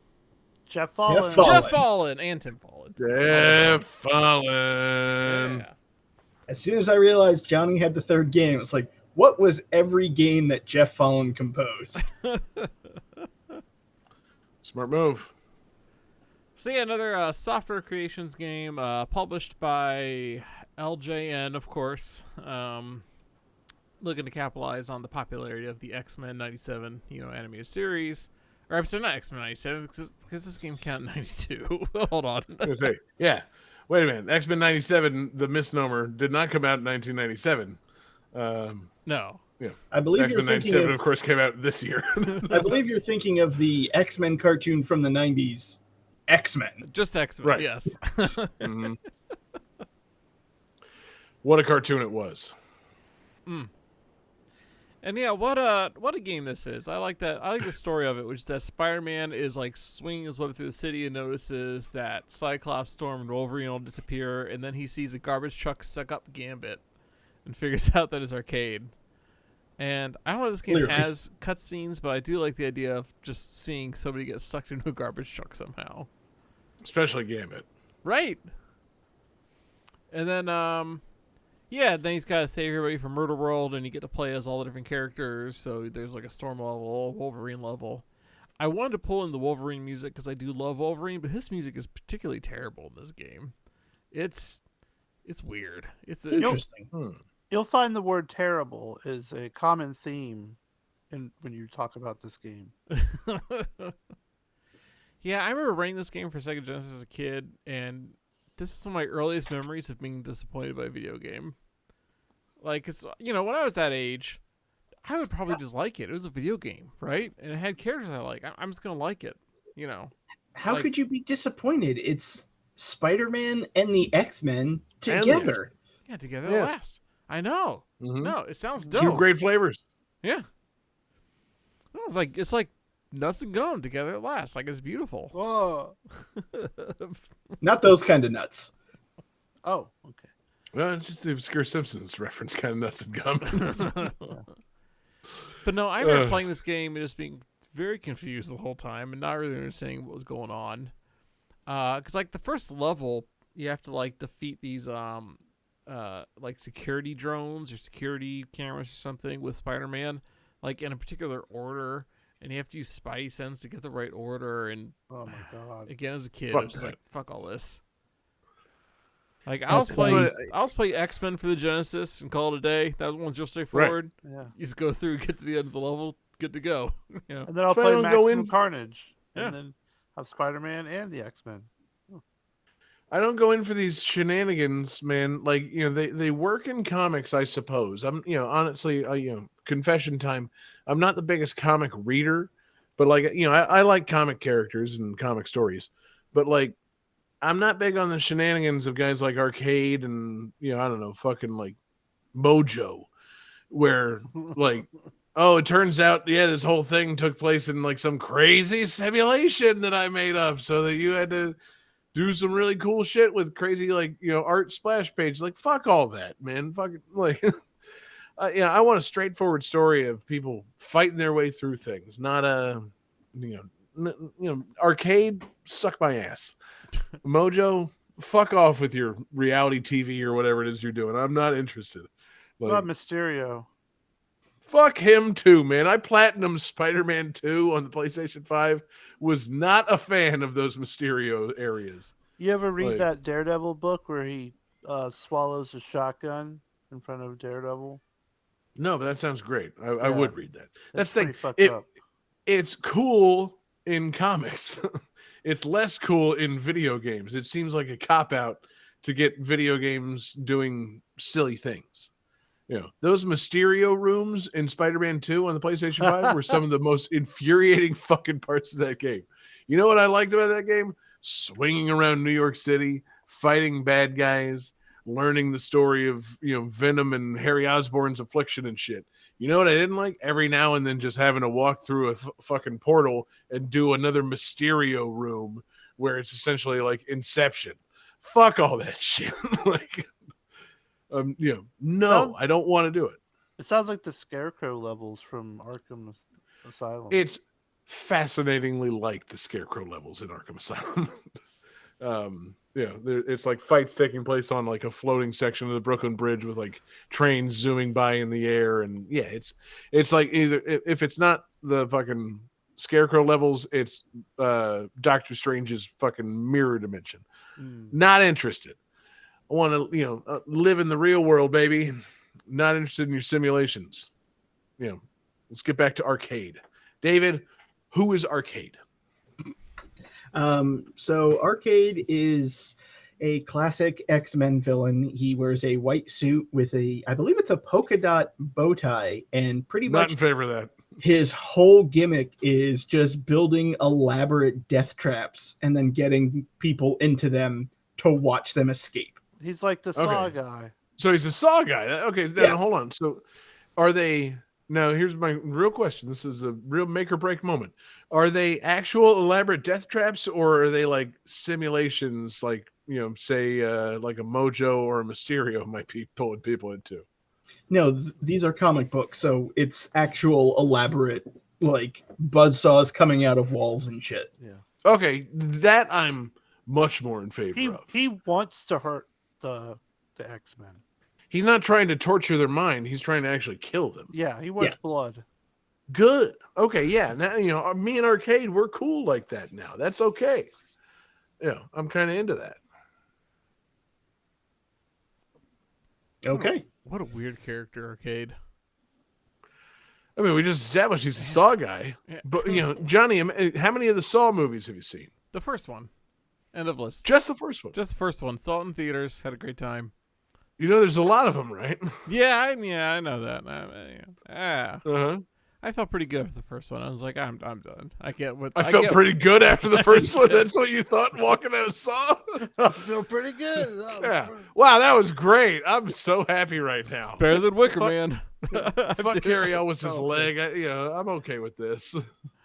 But yeah, I mean, if there's just a guy that wants to set up elaborate Saw traps for X-Men, that's cool with me.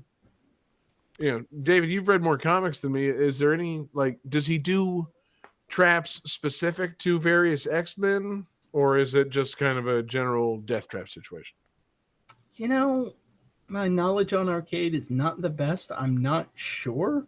I would imagine he has like specific per character trap, but I don't actively know. Mm-hmm. It sure seems like a thing he would be up to. Yeah. Do you think in a more like recent update focused more on like getting kind of current, like, I don't know, like kind of geek and nerd and like Twitch culture in. Do you think they could make a new version of arcade in which he makes, say, I don't know, Wolverine play Kaizo Mario hacks? Is that evil enough for arcade, or does he actually need to do things that kill people? I think he wants to kill people. Yeah. Mm-hmm. Maybe more of like an escape room situation, but with booby Okay. traps. Where he's not. It's not about the difficulty or the complexity of the situation. It's more of like just Can he I wants to kill kill you? Yeah, I'd like to kill you. Okay, cool. That's my thing. I'm trying to figure out. Like, No, he's not making puzzle boxes. He's making kill boxes. Now, I would love to see a Kaizo Saw movie, series.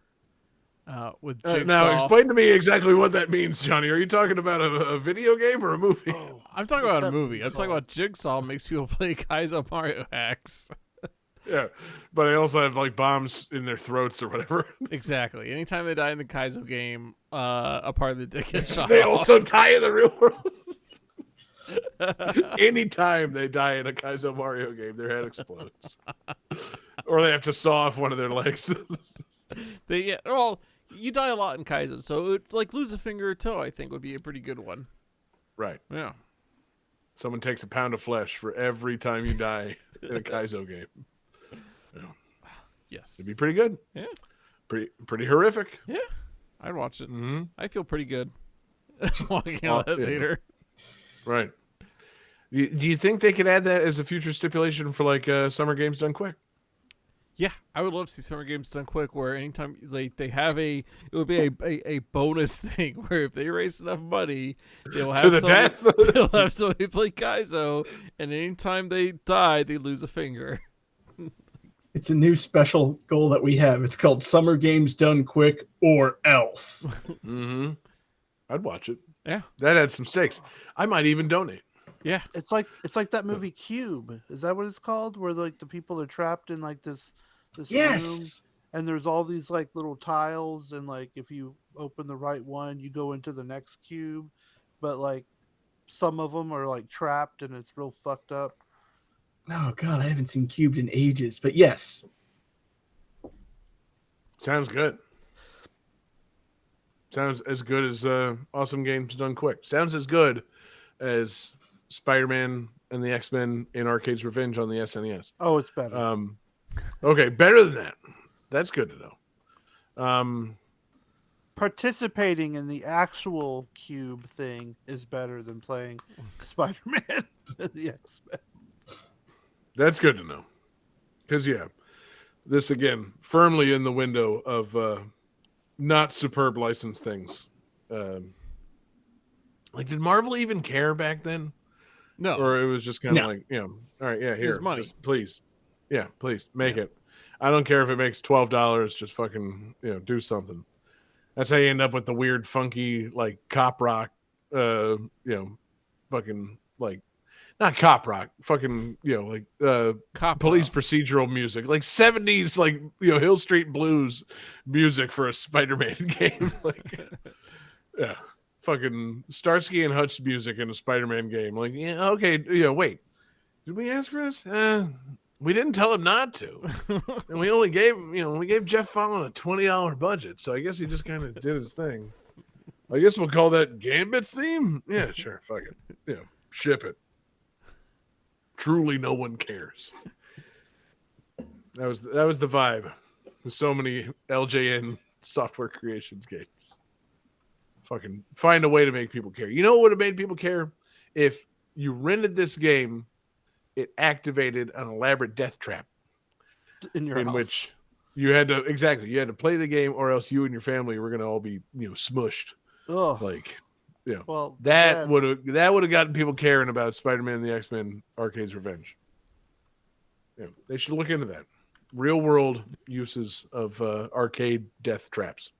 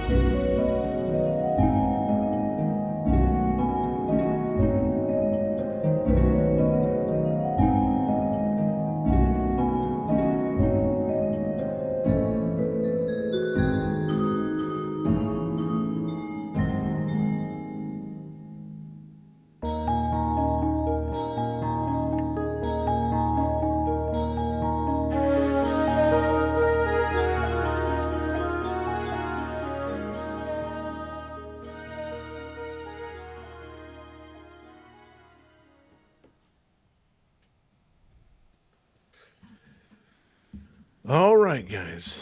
Final game. Round 1. August Absurdity. Like nearly every game from this developer, this is a spiritual successor to a Japanese-only release from late in the life cycle of the Sega Saturn.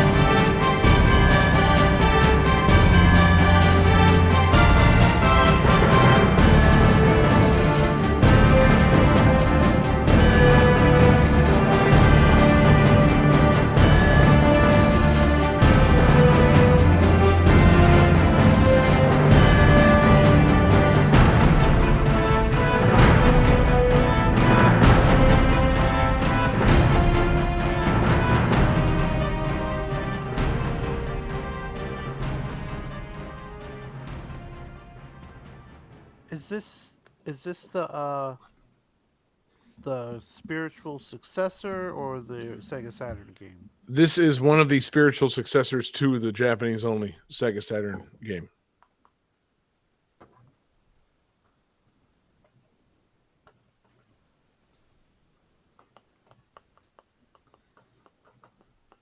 Let's see, man. You guys, I see hard thinking. I know my first answer wasn't correct. I don't think this one's correct. Oof. Okay. David says Golden Sun, Dark Dawn. That is not correct. Jesse says Ikaruga. That is also not correct.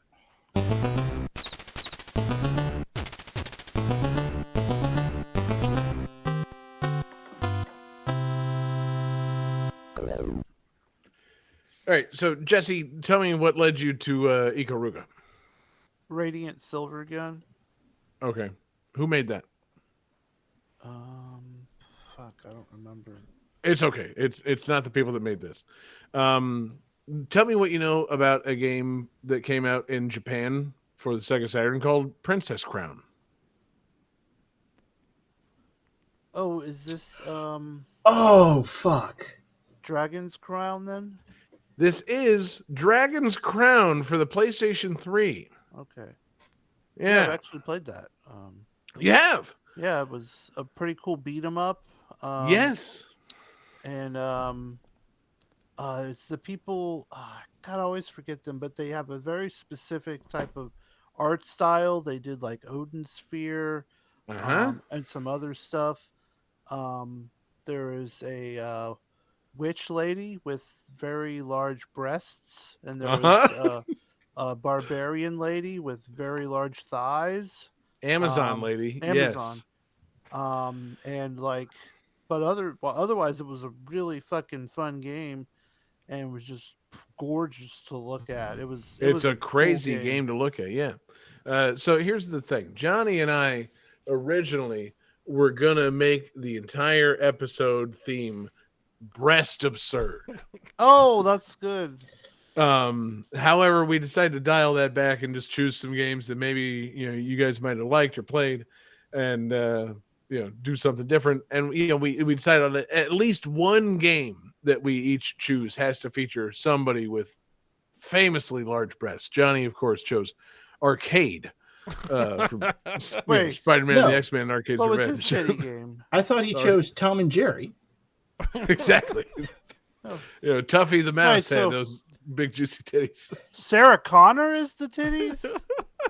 Johnny chose 3 games worth of titties between Tom and Jerry, Terminator 2, and Spider-Man and the X-Men, in which you play as Storm. Just titties all over the place. Yeah. I mean, no. However, I had to find the most absurd set of gaming breasts that I possibly could. Yeah, those are pretty absurd. Which led me to Dragon's Crown. They're not. They're Fair. They're almost Great Fairy. They're wild, man. This game does for breasts what Rob Liefeld does for male anatomy. It's a wild thing this game does with breasts. Like the sorceress in this game. I sent the link to the chat. I'm sorry for podcast listeners that don't just know this offhand. David, have you clicked on the link for the sorceress? Are you seeing these breasts? I have not clicked on the link, but I have seen this character before. Jesus Christ. The key art for the sorceress in this game is an enormous breasted woman with a witch hat, flossing her butt with a witch's staff, and then no, it's a staff. Oh, it's a staff, and then she's raising the dead. She is pulling a skeleton up from the earth into her heaving, insane Rob Liefeld breasts. It's one of the craziest fucking things I've ever seen. And in the game, that's the thing with these Vanillaware games. They it's not, I don't know the word for it, but it is essentially elaborate sprite art. Yeah. So it's layered drawings that can kind of move and shift. So this is, this sorceress pulling the skeleton up to her breasts and moving the staff in her butt. It's all moving and animated in the game. It's hand drawn, I think. I was gonna say they jiggle. And for people that are real in the know, you can go to Spriter's Resource, the website that has sprite animation, things. It's art pulled from various games, and you can find the various components of the characters in this game. You can find the sorceress's left breast and the sorceress's right breast, and then the skeleton. These are all just individual tiles essentially that are laid on top of each other, and then kind of move with the motion of the game. It's fascinating, this art style. But yeah, so the sorceress has truly the world's most absurd breasts, and then the Amazon, yes, has the most absurd legs and butt that I've seen in quite some time. They're not I don't know what the word for it is besides just over the top, exaggerated. It's not much. It's, to an extent, I would say super deformed is maybe the word. You would call her a centaur girl. Kinda, except she's just one woman. Those, Johnny, don't mistake it. Those aren't horse legs. Those are a woman's legs. What? Yeah. That's horse parts on the bottom. No. That's woman parts on the bottom and woman parts on the top. You did a much better job at the breast absurd than I did. Oh my god! I'm telling you, baby. You tell me that you want the theme to be breast absurd. I Google the world's most absurd video game breasts.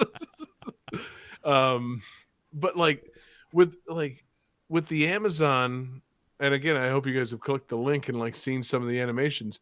There is, to my knowledge from watching videos of the game, no walking animation that doesn't show her butt to the camera.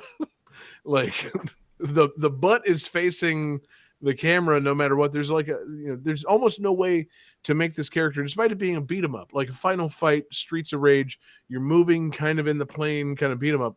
Her butt is always on camera, and her butt is so weird and deformed it looks like a set of knees. It's a weird butt, and it's constantly on display. And then, yeah, the sorceress, same thing. She's walking at the side, and the breasts are kind of, doing the independent jiggling thing. It's truly some of the craziest character designs I've ever seen. And then there are, of course, 4 other character designs. There's, again, because it's all over the top stuff. The warrior is an armored knight that basically looks like Sauron from Lord of the Rings. There's a fucking God. Who else is in this game? Archer. There's the it's like an elf archer that is the most normal out of anybody in the game. There's the wizard that basically looks like Sephiroth, and then there's a dwarf. So like David, if I tell you there's a dwarf in the game, and I'm it's a high fantasy setting, think Lord of the Rings. Like, what are you thinking for the dwarf look for this game? Thinking kind of a short, stout guy, maybe a large nose, beard, maybe muscular arms, holding like a big fucking broadaxe. Okay, you got muscular arms and beard. You're right. It's essentially the dwarf is essentially Odin.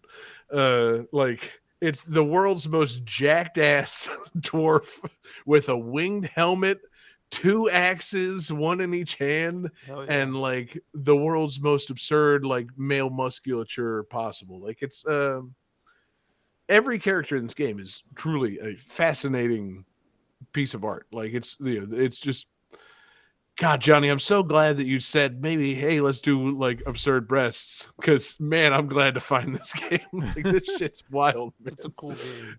Yeah, It's and fun, also I'm like, oh, it's an RPG with like high fantasy, and it's like, no, it's actually a beat 'em up. I'm like, okay, yeah, I'm actually down to play that. That sounds great.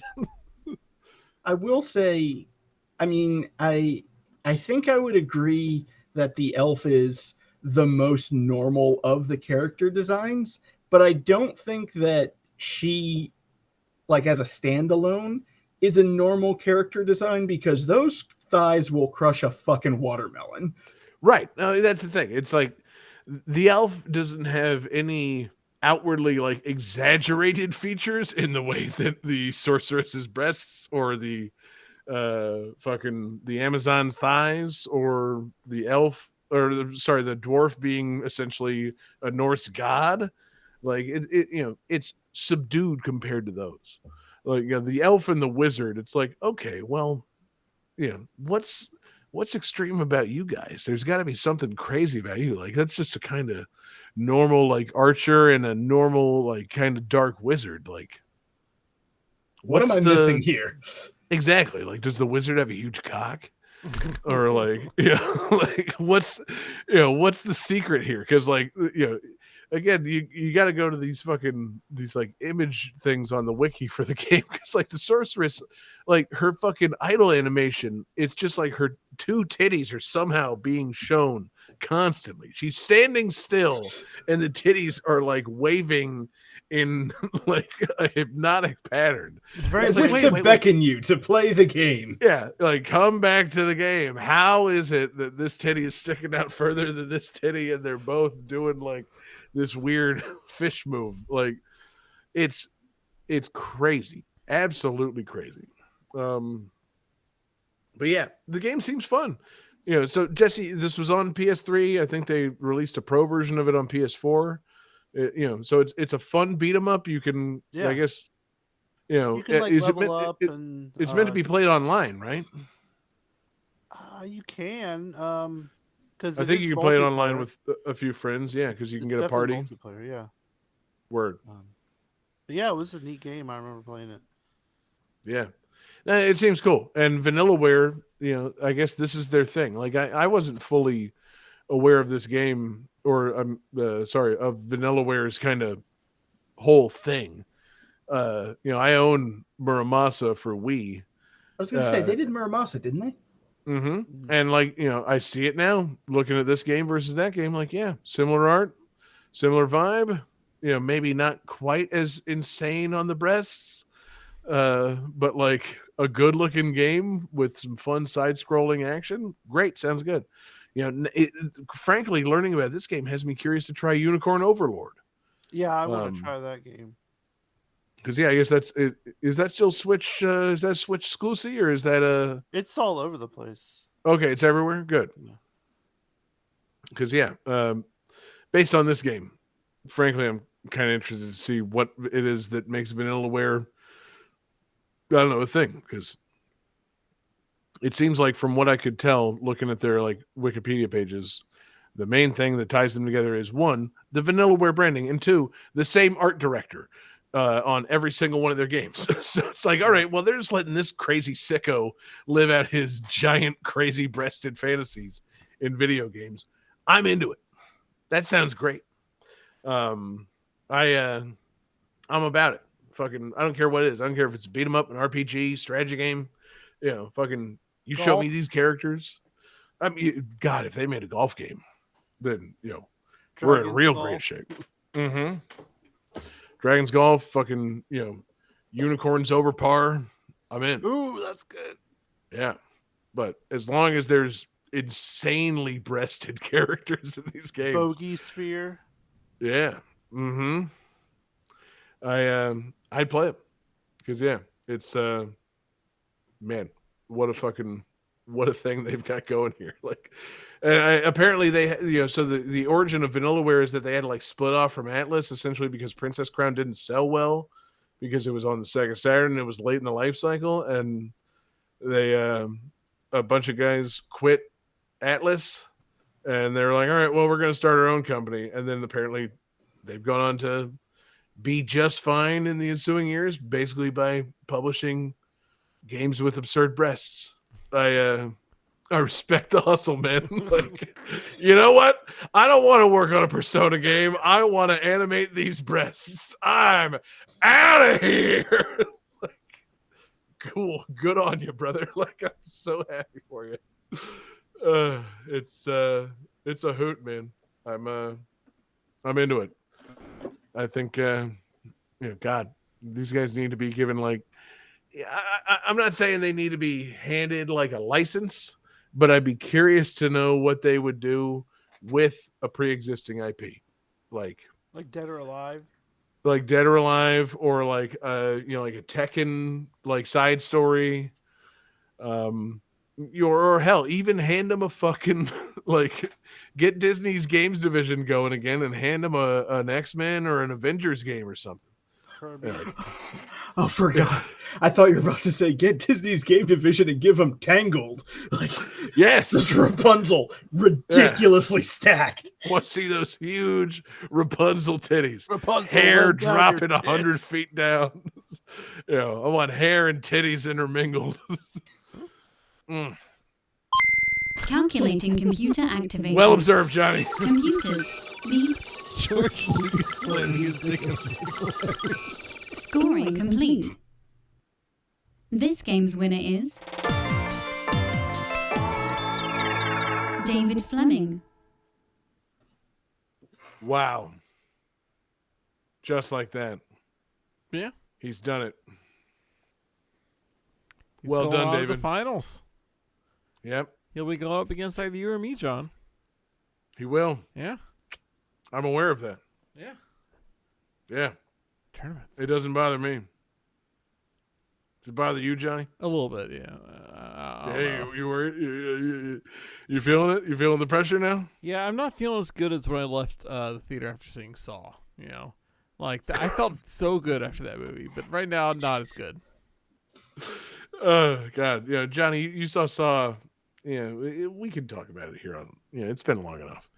You hate Danny Glover. I don't Like- like Danny Glover. You always have. You've always had a thing for Danny Glover. And you always had it in for him, and so you left that movie feeling great because Danny Glover was just dead and trapped. You're right. And- I always hated Danny Glover. And yet, despite that, despite how good you felt seeing Danny Glover dead, you don't feel quite that good about David having won tonight's episode. No. Damn. Wow. David. I think, and if I could just postulate here, I think Please. Johnny doesn't feel good about me winning because a king recognizes a king. Game does recognize game. Yeah. It's true. David, how many absurd crowns do you have? I think it's like 10 now. It's either 3 or 4. We've done less than 10, Johnny. All of us have won it, and we've done less than 10 editions of it. How many do you think he has? I'm pretty sure David's got like 13 crowns. I have as True. many crowns as Johnny has Sega Saturns. Damn. It's It's going to be a serious matchup coming up. That is if Johnny makes the finals. There is still next week where Johnny and I have to face off. But we're getting ahead of ourselves. David, congratulations. You won tonight's episode of August Absurdity. I did. Yeah. I'm proud of you. I forgot to get bonus music. I've got bonus music. You have got to be kidding me. That can't be true. It cannot possibly be true in our head-to-head round where only two guys compete that you didn't upload bonus tunes. Like, You know who else didn't upload bonus tunes? Jesse. I completely forgot. Oh my god! I was like, I don't gotta do nothing this week. Yeah, I was like, matter cool. with I you don't have to upload music. No, Johnny and I don't have to do things. What is wrong with you guys? You guys are supposed to like write speeches, be Well, I did prepared to that. win, Yeah. celebrate a win, that kind of thing. Like, what the fuck? Fascinating. I would almost Fascinating. say it's absurd. I would. There's no sound for that. Well, just do your rap again. Lay it on, David. Give us 16 fresh bars. That's the bonus tunes. Give us that, I don't know what you heard about me, but you can't get a dollar out of me. I wasn't gonna do it again. Well, no, make up a new one. Right now on the spot. That's not happening. That Freestyle. took me like 3 days to write. My name 8 is Mile. David, and I'm here to say I'm gonna win August Absurdity in a major way. I said a major way. Yeah, dude, David, if Ray Gun can make the Olympics, you can freestyle a fucking August Absurdity rap. Yeah, it's anyway. You got a little while to think before your next one, but congratulations, you've won. Next week, me and Johnny are going head to head. It's gonna be crazy. Pro tip: bring bonus music. Oops, all bonus music. I super intend to. Like, it's truly wild that this is where we've ended up. But before we get to the bonus music, I want to say thank you everybody for being here. Thank you everybody watching live with us. Twitch.tv/GameThatTune. We love you guys watching live with us, hanging out, chatting. Join us every Wednesday night, 9 p.m. for Game That Tune live, the way we like it. We appreciate everybody checking us out in podcast form. Our podcasts are out Tuesday mornings at GameThatTune.com or anywhere that you get your podcast. Be sure to listen, subscribe, give us a rating, a review, share it with your friends. All those things that you do for a podcast, do it for us. Patreon.com/GameThatTune. It's the home for awesome exclusives.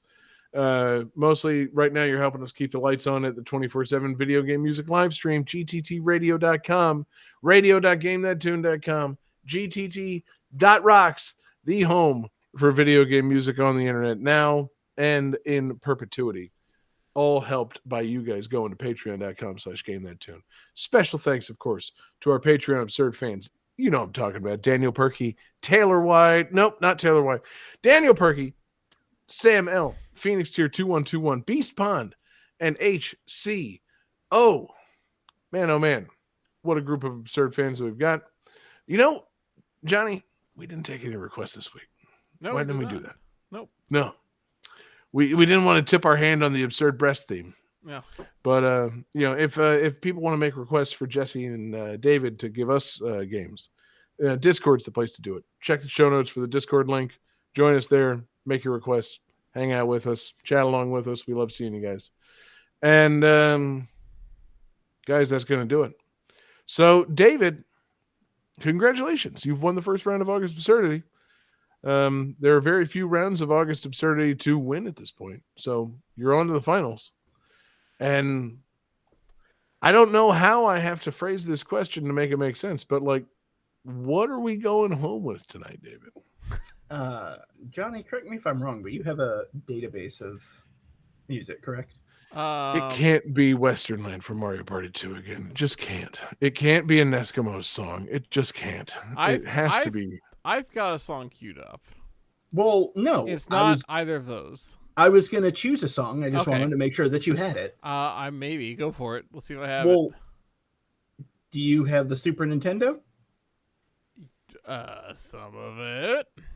Okay, I'm going to hope you have this game because it was one of the first games on the Super Nintendo. Let's go home with Mute City. I don't have that ready to roll. God damn it. Why not, Johnny? Because I don't have all the chiptunes downloaded to my computer. They're all on the GCradio.com. I don't keep them here. I do have... I mean, I've got a launch title track from the Super Nintendo if you want to go that route. Sure, So, I do. Nintendo put out a CD of like light jazz covers of Mario music to coincide with the release of Super Mario World. So I've got a song titled "Go Go Raccoon Mario" from their CD titled Super Mario World, even though this is clearly based on Mario 3, but it's like a smooth jazz version of some Mario 3 music officially put out by Nintendo. Sure. David, give a speech to introduce that. You know, You can rap if you want. I'm feeling pretty good about the win, and one thing that makes me feel very good is Super Mario Brothers 3. But I don't just want to go home with some chiptunes, so this is like a soft jazz song from Super Mario Brothers 3 that was released by Nintendo. That sounds very good. Very smooth, David. Congratulations on your win. We'll see you in the finals. Peace out, everybody.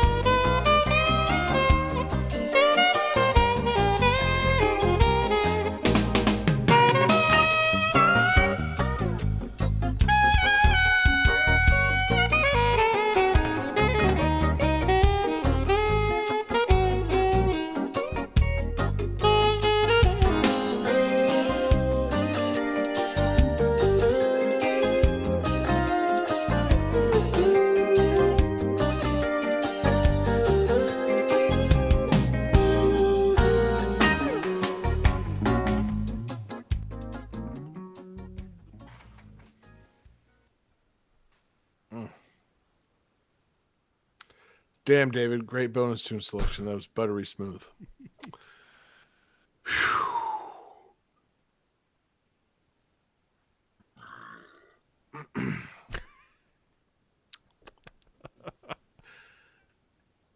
Terminator 2 Judgment Day is copyright 1992 Software Creations and LJN Toys Limited. Diddy Kong Racing DS is copyright 2007 Rare Limited. Tom and Jerry, the ultimate game of cat and mouse, is copyright 1992 High Tech Expressions. Knight's Journey into Dreams, Knight's Journey of Dreams is copyright 2007 Sega Games Company Limited. Spider-Man and the X-Men Arcade's Revenge is copyright 1992 Acclaim Entertainment Incorporated. Dragon's Crown is copyright 2013 Vanillaware and Atlas Company Limited.